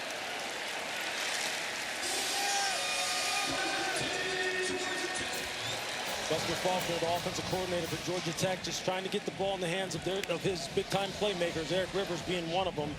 He's the guy who probably has the most top-end speed, can just flip the field in a hurry once you get him out into space. It's Coach Faulkner right in the middle of your screen. Haynes King off play action. Check down. Malachi Hosley spins out of a tackle. Caught at the line of scrimmage, but fought his way ahead for about 6 yards as Brandon Strozier couldn't bring him down. Eventually, Cade Denhoff did.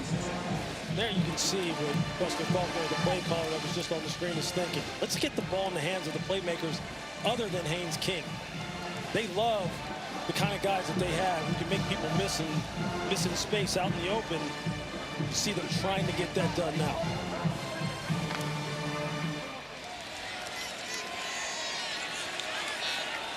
Second and 4, you'll take this all day long if you're Georgia Tech. Haynes King. Now it will be 3rd down and 2. Jeremiah Alexander made the stop.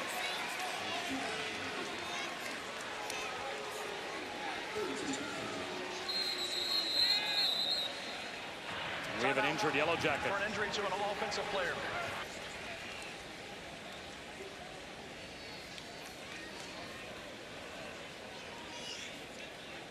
Let's take a look at our college football headlines presented by Twisted Tea. Again, we've got the rivalry game between Pitt and West Virginia coming up next here on ESPN. Neyland will be rocking at 3:30 on ABC for Georgia, Tennessee, and Death Valley the same tonight as the Gators take on LSU, the 55th meeting between Georgia and Tennessee. Georgia leads the all-time series by 6, 29-23-2. And they have won 13 of the last 15 head-to-head. And as far as Florida and LSU is concerned, LSU has won 5 of the last 6. And boy, do the Gators have a chance tonight, if they can win, Lewis, to flip their season after losing last week. Yeah, it'd be a gigantic win for the Florida Gators going up against an LSU team that we saw in week 1 against this Clemson football team look as good as any team in the country. Those are just 2 big-time matchups against between storied programs. Both of those must-see TV this afternoon and tonight. That's Tana Alo Tupuola that had to come off the field with the injury. He and Harrison Moore share the responsibilities at center as they roll different offensive line combinations. Does Georgia Tech, now a bit limited without one of those regular players, and now it's 3rd down and 2.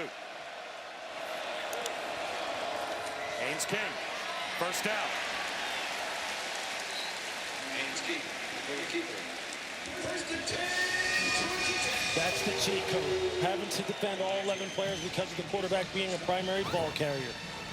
Real good blocking at the point of attack. Who do they go behind? Keelan Rutledge, number 77, the right guard. When they need it, that's where they're going. When they need it, number 10 is going to have the ball in his hand.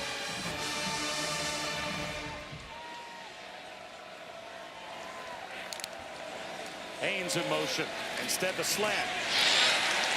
A catch for about 6 yards to Dean Patterson. You know, talking to Dabo Swinney, I mean, Paul Johnson's not the coach at Georgia Tech any longer, but there's still a lot of triple option principles in this offense, isn't there, with Haynes King at quarterback and his running ability? Sure is.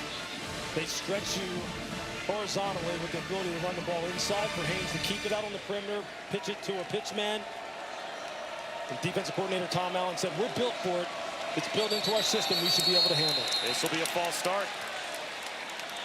False start. Offense, number 78. 5-yard penalty. It's second down. It's only the 4th penalty of the game, and now 2 on each team.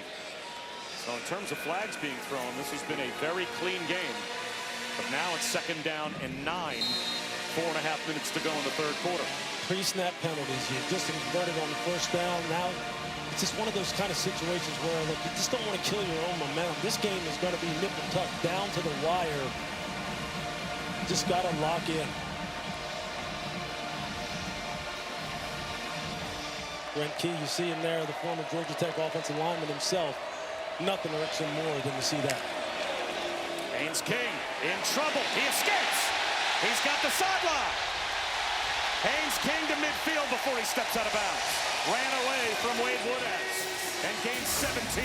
Found an escape hatch. This is what happens. You've got to rush with lane integrity. You see, they get Will Helt upfield. Then I believe it's Sammy Brown who gets out of position. And if you don't have lane integrity against this young man, that's the result. They fake the toss. Incomplete. Out of the reach of Eric Rivers. And Haynes King, slow to get up. He got high load pretty good. TJ Parker down around his ankles, and then Will Helt hit him up top. Timeout for an injury to an offensive player. And is that Keelan Rutledge coming off the field? So Will Reed will now replace Keelan Rutledge. That's another offensive lineman starting out of the game for Georgia Tech. Another look. You see Haynes. Week 1 when they played against Colorado. So Keelan Rutledge has sprung a leak. I promise you he won't be out long. Not going anywhere is Jamal Haynes. Sammy Brown, another big negative for the Clemson defense. And it's third down and long. Watch Sammy Brown. Watch him communicate right here, and he just starts bumping out. He knew what was coming right away. Just watch him. Watch him. He's already on the move. That's instinct. That's top-level linebacker play. That's knowing the formation, knowing the down and distance, and going ahead and triggering immediately and making a TFL. Third down and 15.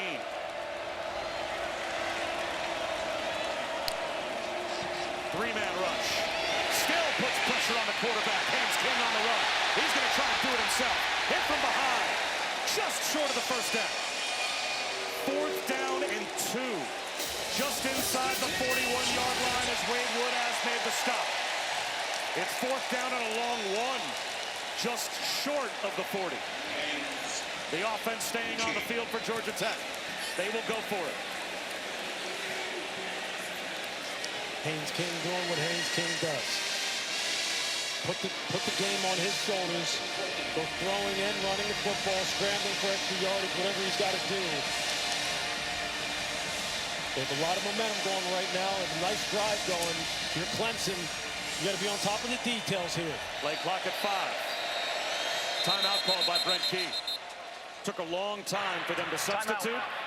Georgia Tech. And then get out of the huddle. And it didn't seem to be like the players on the field had recognition of the play clock. And the head coach did. So he calls timeout before a crucial fourth down and about 1.5 yards. As soon as we're done, the backyard brawl, Eli Holstein and Pitt will take on West Virginia. Rivalries, man.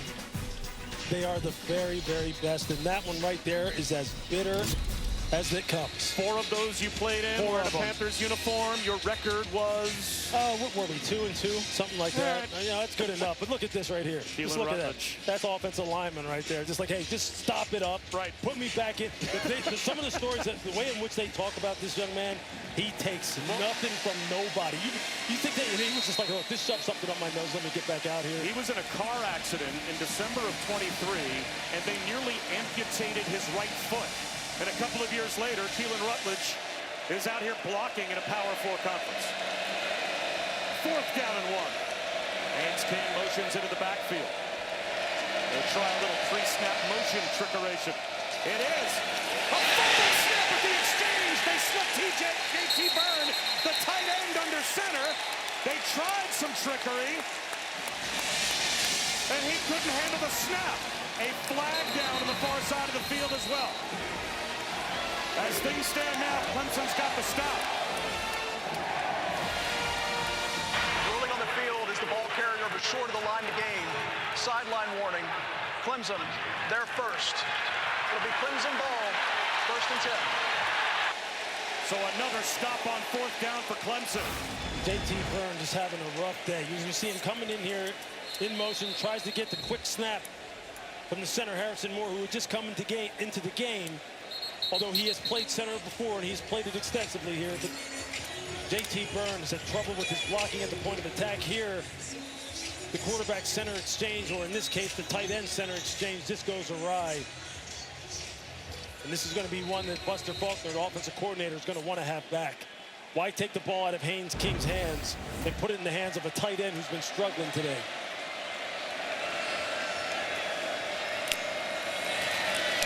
Klubnik back to work. Tipped ball, incomplete. Now, certainly can make the argument that when the game is on the line and a 4th down and 1 in plus territory is about as determinative a play as there could be, you want the ball in the hands of at least one of your best players. No doubt. And Georgia Tech did not go that route on that last call. Yeah, look, in the course of a game, every coach has calls he wants back. Buster's going to want that one back. Can Klubnik take advantage and stretch the Clemson lead? Great field position, but 2nd and 10. Quarterback draw. He takes a block. Leighton Powell had him lined up. But a good block out on the edge. Springs Klubnik for 6 yards again. Zachary Toby with a corner tackle. So a big play coming here. 3rd down and 4 on Clemson's side of the 50. Those sudden change situations, we talked about them earlier. This is a sudden change situation for Georgia Tech's defense. You fumble the ball midfield, basically. You're on your way in, but maybe for some kind of score. Defense got to come out. You got to hold them to 3 and out.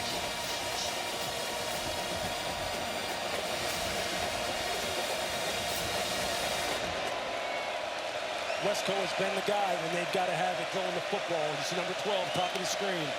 Yellow Jackets bring a blitz. And there it is, an incompletion to the far side through the hands of Wesco. Boy, you called his number. They dialed him up, and it went right through his hands. And this got to be a catch. It's got to be a catch. He's been making big plays all game long. Brian Wesco just drops the ball. He just takes his eyes off of it. You see there, he sees the corner driving on him, or he sees Amari Harp, or I think it may have been Clayton Powell-Lee who was driving hard on him. That was him, number 5. He was already thinking about making a move, turning back inside, and maybe springing another big one. This doesn't finish the catch. So after a downs stop by the Clemson defense, the Georgia Tech defense forces a 3 and out. And over end punt, Bailey Stockton, fair catch at his own 10-yard line. Kick off your Week 2 NFL Sunday with the Countdown Crew on ESPN before the Eagles-Chiefs Super Bowl rematch. Saquon Barkley one-on-one with Marty Smith. And this week, we've got a Monday Night Football doubleheader. Bucs-Texans at a special start time of 7 Eastern on ESPN, ABC and ESPN Deportes, and then Chargers-Raiders. ESPN and ESPN Deportes will follow. Both games available on the all-new ESPN app. Lou, you are headed out west to call this one Chargers-Raiders Monday night. Yeah, this is a big-time AFC West matchup. Jim Harbaugh is an absolute treat. Pete Carroll been a winner everywhere he's been.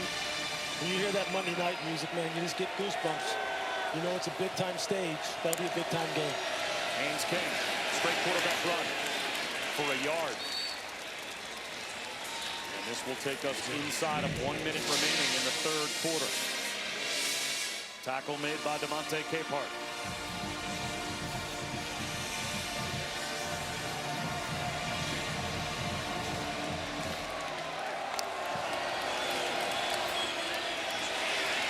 The crosser is Haynes. Catch and run. He was once a wide receiver, changed to running back, but it's nice to go home once in a while to what you do best. And Jamal Haynes picks up 10 and a first down. That's an unbelievable individual effort by Jamal Haynes, going up against one of the best athletes on Clemson's roster, Sammy Brown, the linebacker. Sammy can't even get a hand on him in the open field. Chris Budden, an injury report on that offensive line protect? Yeah, Tana'alo Tupaloa has gone into the locker room barely able to put any weight on his right foot. So this appears to be Harrison Moore's ball game at center for the rest of the way. And he is out there to snap it to Haynes King on first down. Haynes King fakes the jet sweep. Weaves his way through tacklers for a Georgia Tech first down for what should be the final play of the quarter. That long galloping style of Haynes King. Brent Key talked to us about it. Said he's just a strider. He just kind of doesn't look pretty all the time doing it, but the dude is a baller, and that's a big-time response by this offense so far. 1 point game as we head to the fourth.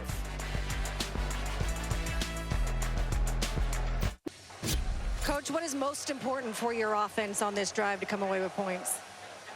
We got to be able to sustain blocks. We got to be able to finish. But this type of game we knew it was going to be. It's what everybody knew it was going to be. It's the game we love being in. Got to get 1 more point than them. Appreciate it. Well, right now, Georgia Tech's got 1 less point as we start the fourth quarter, but they've got a first down.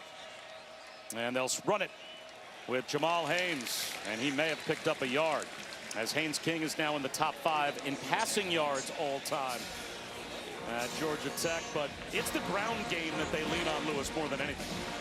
It is, again, coming into this game, averaging over 240 yards rushing per game, although small sample size, only 2 weeks. That's what they pride themselves on. That's what they're built for. They have got playmakers on the perimeter, and you've already seen flashes of them. King stands in, diving catch, at least attempted, and it looks like, yes, indeed, made by Malik Rutherford to make it 3rd down and 4. See Rutherford, Haynes with the off-target throw, but Rutherford makes a heck of a grab. Timing route outside, first down. We haven't called Isaiah Canyon's number much since the first half, but that's a big 3rd down reception for 9 yards. That's a big 3rd down reception by a big boy. You see him out there battling with 6'2", 200-pound Ashton Hampton from Clemson. That right there, that's NFL body on NFL body out there, and he ran a little comeback, pushed off a little to get some separation. Haynes zips it out there to him. He just loves seeing football like that. Elite athletes going one-on-one. Big first down pickup.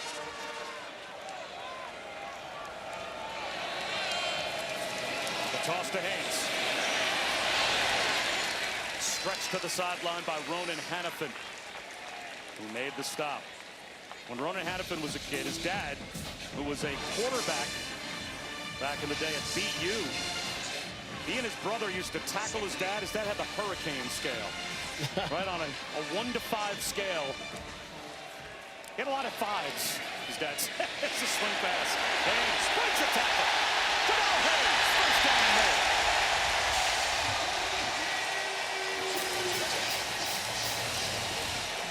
That's just so good. Haynes King sees. There it is, playing front and coverage, rushing with 4, covering with 7, playing a cover 2 type look. Actually playing what they call a 3 cloud. He just dumps it off to the running back and lets him make a defender miss and then takes it upfield. Haynes King calls his own number. Pounds his way down into the red zone. 2.5 minutes gone by, fourth quarter. Shelton Lewis made the stop. Now, I know in the program, Haynes King is listed at 6'3", 215. When you stand down the field next to him like we did yesterday and talk to him, he don't look 215. He's a very wiry, thin, long individual. He plays the game like he weighs 225. It's unbelievable competitive toughness to run that ball between the tackles like he does. And now Malachi Hosley joins Jamal Haynes in the backfield. The handoff to Hosley. Inside the 10-yard line. First down. Check that, Jamal Haynes. And he's down to the 8-yard line to make it first and goal. Malachi Hosley getting out on the perimeter and just blocking Ronan Hannafin and getting pushed at the point of attack. A lot of selfless individuals on this Georgia Tech football team. High-character football guys who play for one another. You're seeing it now on this long, grueling drive. Bunch set left now with Malachi Hosley going in motion. Haynes King fakes the toss. He's at the 5, stumbles. He had a lane to the end zone and couldn't get to the goal line. It'll be second down and goal at about the 2. Got to have it where they run it, Bob. Right side of the offensive line. Rutledge and Carney, 77 and 72. That's where they're going. Quick update from Chris Button. Jamal Haynes back in there after taking off a play where he had to go to his knee and suck down oxygen out of a bottle. And now he runs back out. Malachi Hosley heads to the sideline. Second and goal.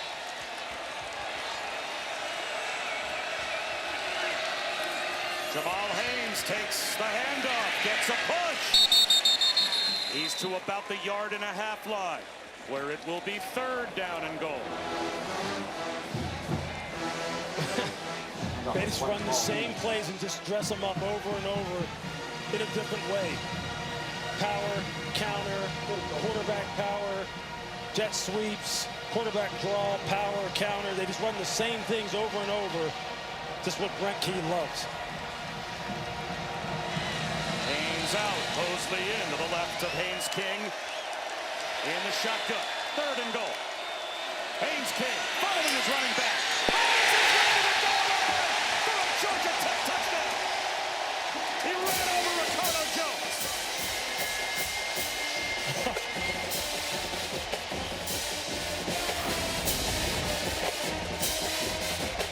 Look at that collision.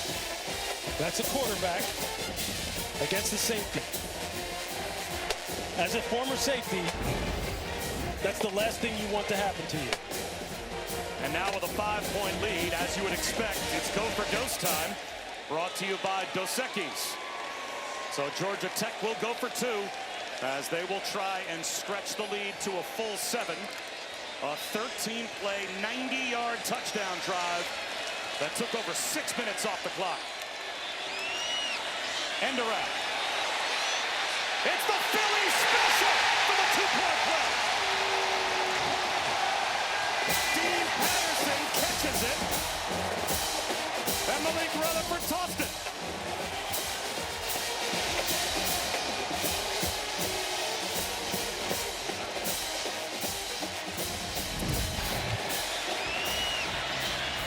Nice play call by Buster Faulkner. Sometimes it is okay to get cute, especially when you execute in a big moment. He won't want that one back. Not at all.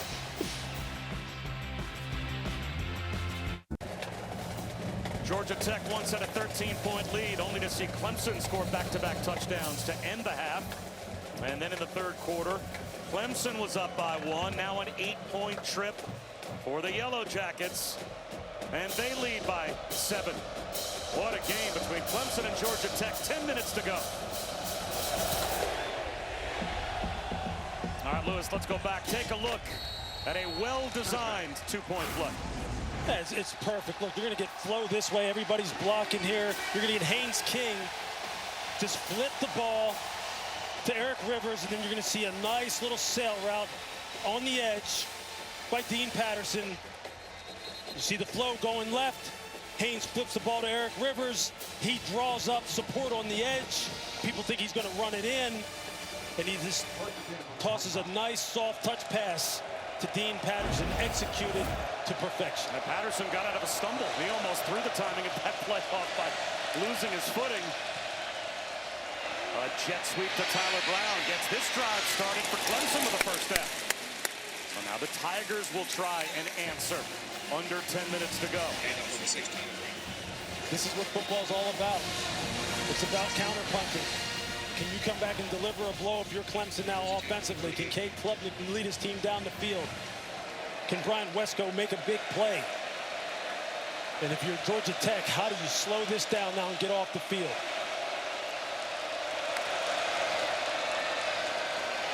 Adam Randall. Upfield for 4, maybe 5. After that play, that puts Clemson at 326 yards of total offense. Georgia Tech has 320 yards of total offense. So the two teams separated right now by 6 yards and 7 points on the scoreboard. Klubnik, quarterback draw of his own. Hit by E.J. Lightsey. And comes up 2 yards shy of a first down. So 3rd down and 2 at the 46. This is big. This is big. You're probably thinking this is 2-down territory for Clemson, considering the way they've been running the football. Tigers are 5 for 10 on 3rd down. It's about assignment football for Georgia Tech. Eyes on your work. They're trying to spread it out, make sure there's no miscommunications.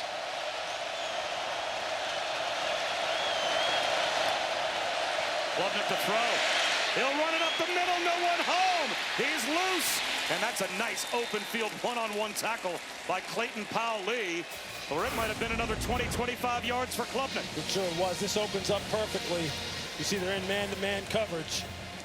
And you see the block at the point of attack by Adam Randall, and Clayton Powell-Lee makes a nice open field tackle. Wide receiver screen, Cole Turner.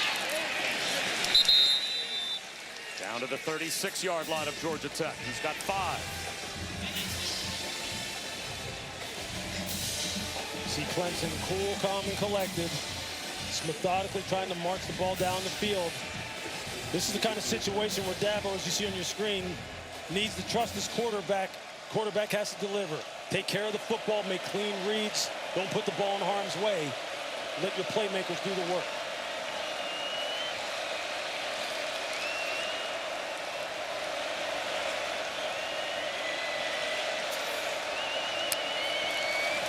Another wide receiver screen. Same player. Turner tries the other side.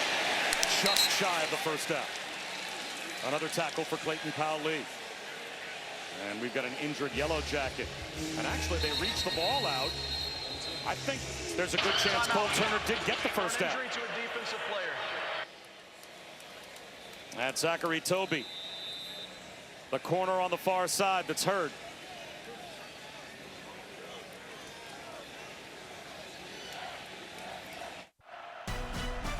ESPN College Football is presented by Surf Pro, the #1 choice in cleanup and restoration. Back in 2014, a Jamal Golden pick 6, a DeAndre Smelter 5-yard touchdown late in the 3rd quarter. That's the last time that Georgia Tech beat Clemson. It's been 9 in a row since for the Tigers.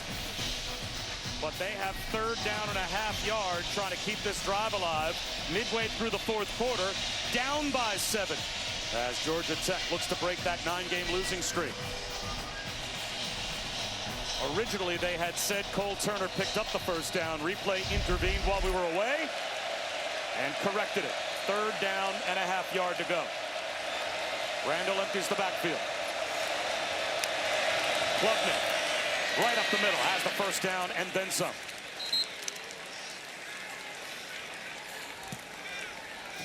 How about the competitive toughness of both of these quarterbacks? Haynes King for Georgia Tech, Cade Klubnik just calling a quarterback power in that situation, knowing he's going to take some big hits in there, running into the teeth of the defense. No problem. Whatever I need to do. Coming into today, Clemson was 32% on the season on 3rd down, 101st in the country. But they're 7 for 12 today, and they get another one to keep the drive alive. Klubnik, again, a willing runner. An ankle tackle made at about the 25-yard line by Powell-Lee. Down to 6 minutes to go. That's just a lot of confidence that Garrett Riley, the play caller for Clemson, the offensive coordinator, is showing in Cade Klubnik. Putting the ball in the hands of his quarterback. To make good decisions, protect the football, you're carrying the fortunes of the entire football team in your hands at the most crucial moments of the game.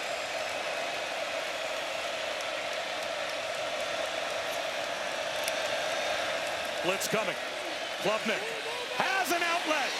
Right on time to Wesco. He sensed that blitz coming up the middle, knew he had man-to-man coverage. And a good timing route to the 12-yard line to pick up 13 and a first down. Whenever they need it in the passing game, who do they keep going to? The super sophomore, Bryant Wesco. 6'2", 190 pounds, just as smooth as water the way this man runs routes. You see today, 7 for 126.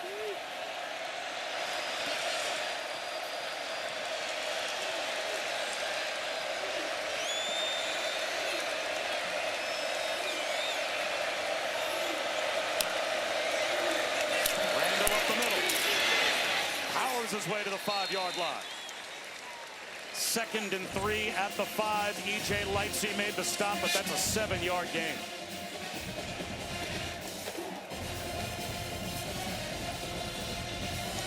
Really like what Garrett Riley is doing as far as his play calling, the way he's mixing it up on this drive. High percentage throws, quarterback runs, give it to the 235-pound tailback. Nice diversity, complementary football. Quarterback run. Klubnik cut down right about at the 5-yard line. Amari Harvey rifled up to make that stop. Just inside the 5, so what a big play here. 3rd down and a couple. And you have to think, I would assume, Lewis, 4-down territory for Clemson. 4 minutes to go, down by 7. They've got a couple of snaps to get these 2 yards, if not a touchdown.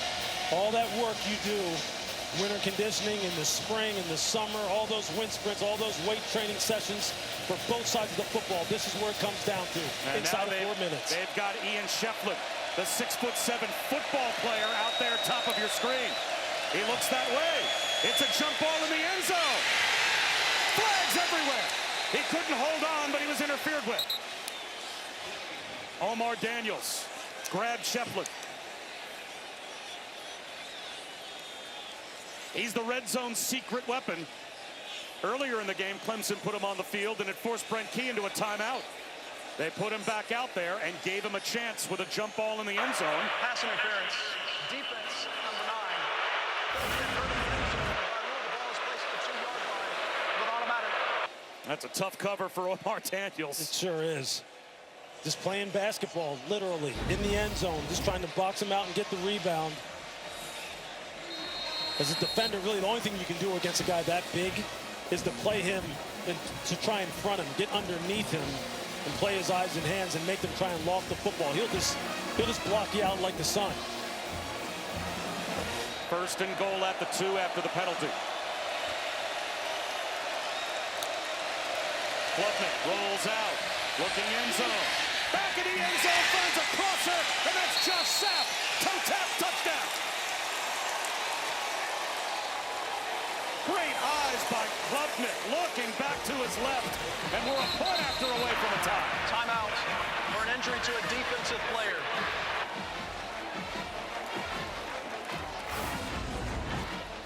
This is a great throw and catch executed by Clemson. See, let that ball slipping out of his hands.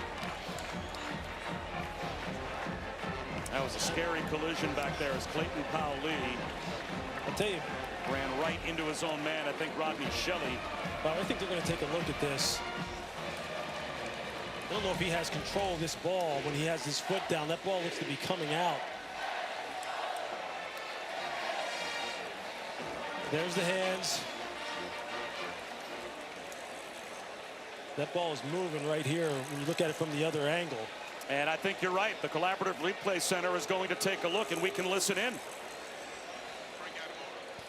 This is replay. Stop the game. Stop the game. Reviewing the score. Reviewing the catch. The ruling on the field of a touchdown is under further review.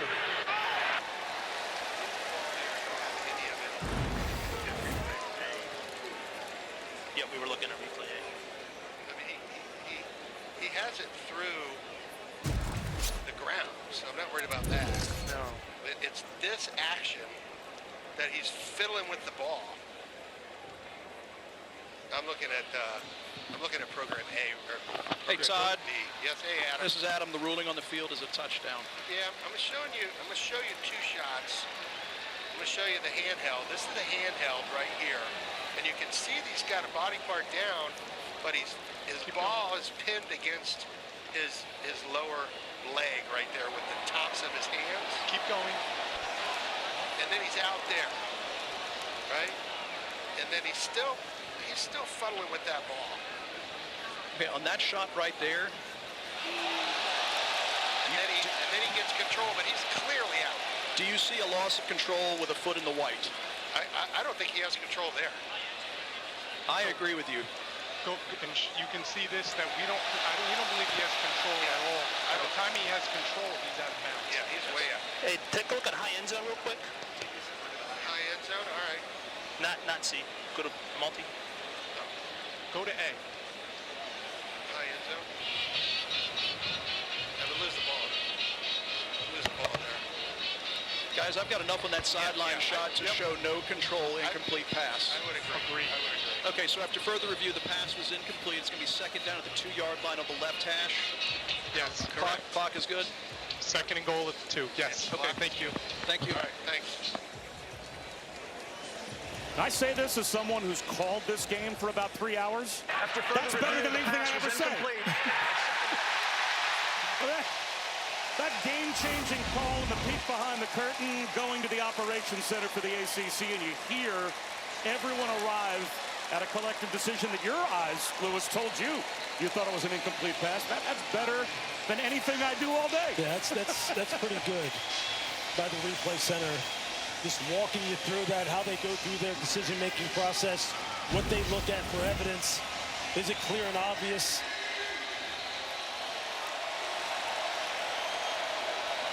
So it is an incomplete pass, and it's second down and goal now at the 2-yard line, without Clayton Powell on the field because of the injury. They'll run it straight ahead. Make no mistake, this is a touchdown. Adam Randall. And now we are indeed once again a point after away from a tie.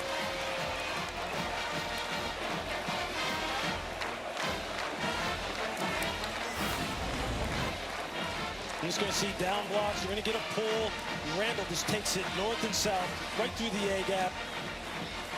You got a pull by the tight end, Sapp, not the guard. But he's just able to get downhill with that 235 pounds. Just going back to the big ball carrier. Well executed on the part of Clemson. And Hoosier puts it through. 3.5 minutes to go. 2 timeouts for Georgia Tech. They're about to get the football, but we are tied. That's just a big-time run. The offensive line trying to take over this football game, and now we got a tie score.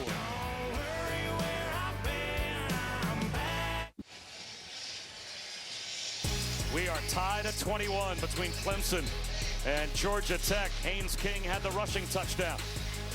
That put Georgia Tech back on top. They got the 2-point conversion, but then Cade Klubnik and Clemson, they go on a 13-play, 75-yard touchdown drive.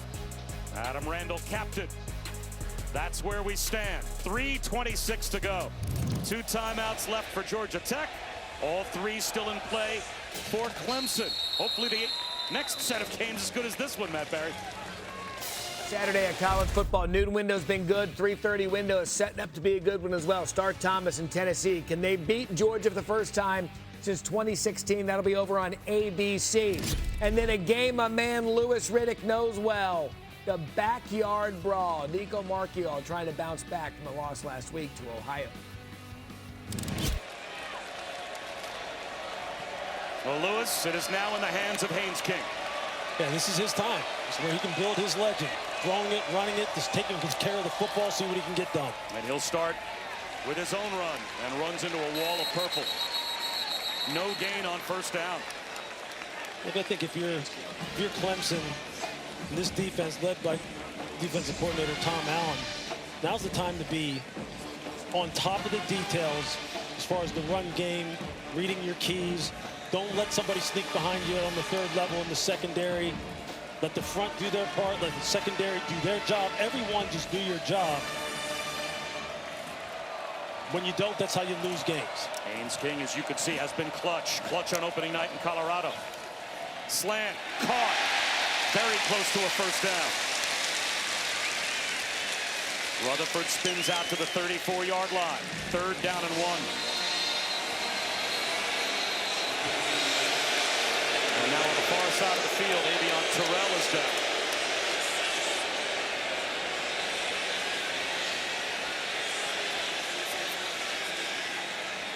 Clemson is charged with its first timeout for an injury to a defensive player after the ball was spot. So Clemson loses a timeout because of the Avion Terrell injury. That's also not a player you want off the field if you're Clemson, so I don't think this is a faked injury. Let's see. Yeah, we see him calling. He wants to get off the field. Yeah, he sure is. Although I will say this, he got up pretty quickly. He's off the sideline already now. You hear the fans here aren't very happy about it, but you're right. Early on in the down, he was calling for someone to come in for him.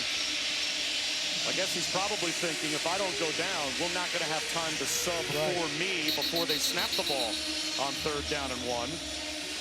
So after the ball is spotted, ready for play, if a player is injured after that, a team can be charged for timeout. 2 timeouts remaining. 2 timeouts.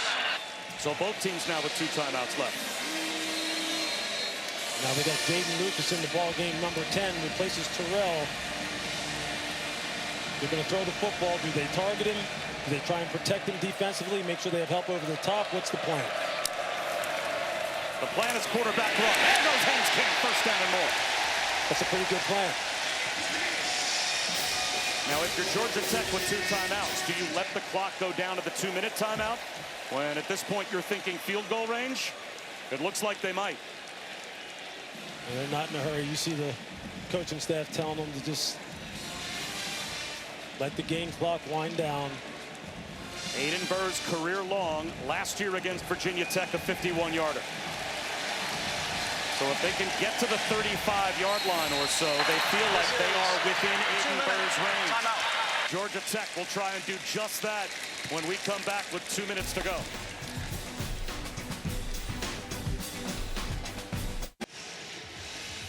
It seems almost certain at this point one of these 2 coaches is going to win a 1-score game today. Dabo Swinney and Brent Key, both well above 500 in 1-score games as head coaches. Georgia Tech, this is the 8th time that they have played a ranked ACC opponent under Brent Key, and they have won 6 of the previous 7. And they've got the ball with a chance to win another if they can get in field goal range. Cutback lane, shut down. Jamal Haynes into the arms of Devontae Capehart. Lost a yard. Now Clemson has a pair of timeouts as well. So very interesting to see how the 2 coaches manage the clock. And if at some point Dabo Swinney could get the ball, Lewis, back to his team with still time to use offensively. Yeah, no question. I think, as you mentioned on the break, I think Brent Key wants to control the outcome of this game. He wants to kick this maybe game-winning field goal or score a touchdown with very limited time on the clock. And they are milking the clock down. 10 on the play clock, 1 minute and 20 on the game clock. Haynes King looks to the sideline, perfectly timed. Out of bounds, Eric Rivers shoved out by Woodaz. Short of the 1st down by about 1.5 yards. Haynes King reading middle of the field coverage, knows that he sees a corner bailing on the outside and just gets it to Rivers on the comeback on the outside. That's advanced level quarterback play. Knew exactly where he needed to go with the football. Well executed throw and catch. 3rd down and a little less than 2. Extra tight ends on the field for Georgia Tech.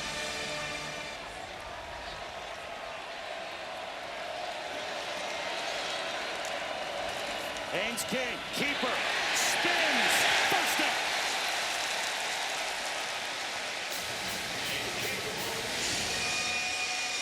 They are 10 yards away from where Brent Key said he's comfortable giving Aaron Byrne a chance.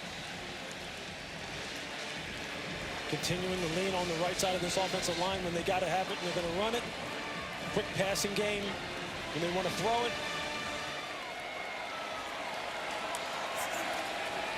They run it with Hosley. Woodaz wraps him up. Gain of a couple. And finally the whistle blows. Forward progress for 3 yards to the 42-yard line. And now a timeout called by Georgia Tech. 40 seconds to go. Well, a catch and run by Wesco, Lewis. Timeout. At this point, Clemson had the lead. And you just see the big-time playmaking ability of Brian Wesco. When you don't execute zone coverage properly, you get good downfield blocking. This kid can turn the short catch into the long gain. I mean, he is just a home run hitter. And then Haynes King just absolutely punishing the Clemson secondary on the way to his touchdown run. and then just getting the big 235-pound Adam Randall going straight down the middle. This game has had a little bit of everything. It's had some throwing, had some good tough running. The quarterback's running the football with authority, some turnovers, sudden change. And now we're right down to the wire, 40 seconds left to go. Can Georgia Tech simply play power football at this point? Can they simply just run Haynes King and Jamal Haynes into field goal range, or at some point does this ball have to go back in the air? Well, we saw them do that to close out the game against Colorado in week 1. I mean, obviously this is a little bit of a different defensive front with Clemson. So I think you still may see them put the ball in the air, especially if they get a favorable look and get the ball out of bounds, easy throw and catch. Malachi Hosley empties the backfield. Eric Rivers in motion. Haynes King fakes the jet sweep. Gets a push inside the 40-yard line. Peter Woods made the stop. 30 seconds to go. This is so tough. His willingness to slam that ball between the tackles over and over again. And now the final timeout called by Georgia Tech. Timeout. Dabo Swinney was standing next to one of the officials on the far side. Was thinking about calling a timeout, but decided not to. So Brent Key does. Aiden Burr. He's a clutch kicker. Yeah, as much as Haynes King has been a clutch drive maker. And his career-long 51 yards against Virginia Tech last year. Sitting right here, you're looking at about 55, 56. Got to get about 5 more yards or so. Now, no timeouts left for Georgia Tech. We saw them practicing this yesterday at their walkthrough. The fire drill field goal group, they will be ready. Yeah. That if this is a tackle in the field of play short of the line to gain, that whole group is ready to sprint out on the field and get lined up for a field goal with 26 seconds to go. And now no timeouts left. If they pick up a first down, obviously they would have the ability to line up and spike it.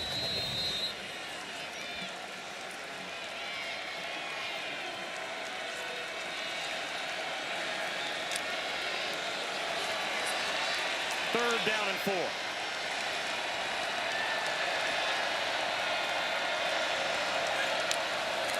Haynes King will run it.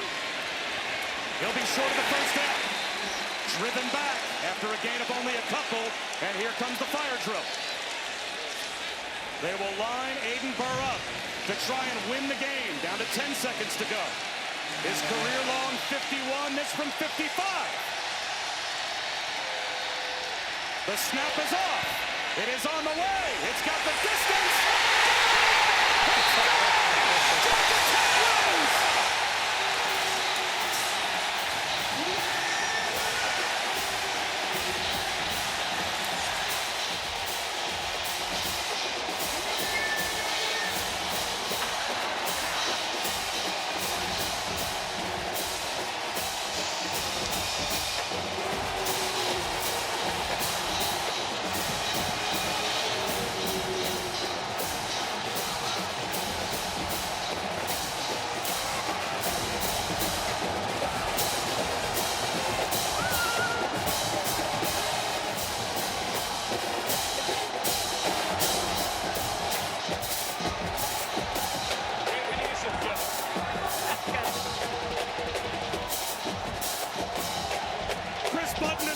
Somewhere. Coach, congratulations. Take me first. You were very calm during that field goal. What were the heartbeat rate like? I believe in my players. I believe in my players. We're good. You believe in this kid, too. What's the confidence level like when it's 3:30 to go and the ball's in his hand? I don't know if he's my little brother. He's more closer than a cousin. I love this dude, man. Hey, this ain't our first time doing this now. You mentioned that. We were here last year in a field storming with Miami, but you didn't use the underdog this time. How is this field different than the rest? I mean, honestly, it doesn't. Like, how hard we've worked this offseason, fall camp and all that. I mean, this is just what we expect nowadays. I don't know if you can hear it, but the students around you are chanting King. What does this feel like? I mean, it makes me feel good, but it's not me. It's this whole team. The guys in front, the defense, the guys around me. Like, it's not just a one-man show. It's a whole building. Congratulations, guys. Georgia Tech does it again. Another ranked win for Brent Key as they beat Clemson 24-21. And Lewis, we saw them rehearsing this scenario yesterday at their walkthrough. A fire drill field goal and a kicker who sneaks it in from 55. You see that thing was going right in the curve back in. Look, Brent Key puts so much emphasis on situational football. He's learned from some of the greats. Coached under Nick Saban at Alabama. And you see Dabo just dropping his headset in disgust. It's what it comes down to at all levels, situational football. They practice these kind of situations. They have been one of his best special teams units in FBS since Brent took over. In all phases, blocking kids, getting timely returns. And now here, game-winning field goals against the number 12 team in the country.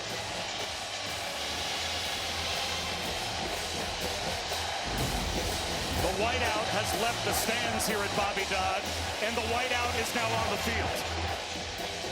24-21 is your final. Georgia Tech over Clemson. What a start to a college football Saturday. For Louis Riddick and Chris Budden, I'm Bob Wischusen. Thanks so much for spending part of your college football Saturday with us. Time to head back to the studio. Joey Galloway, E.J. Manuel standing by with Matt Barrett. Big game.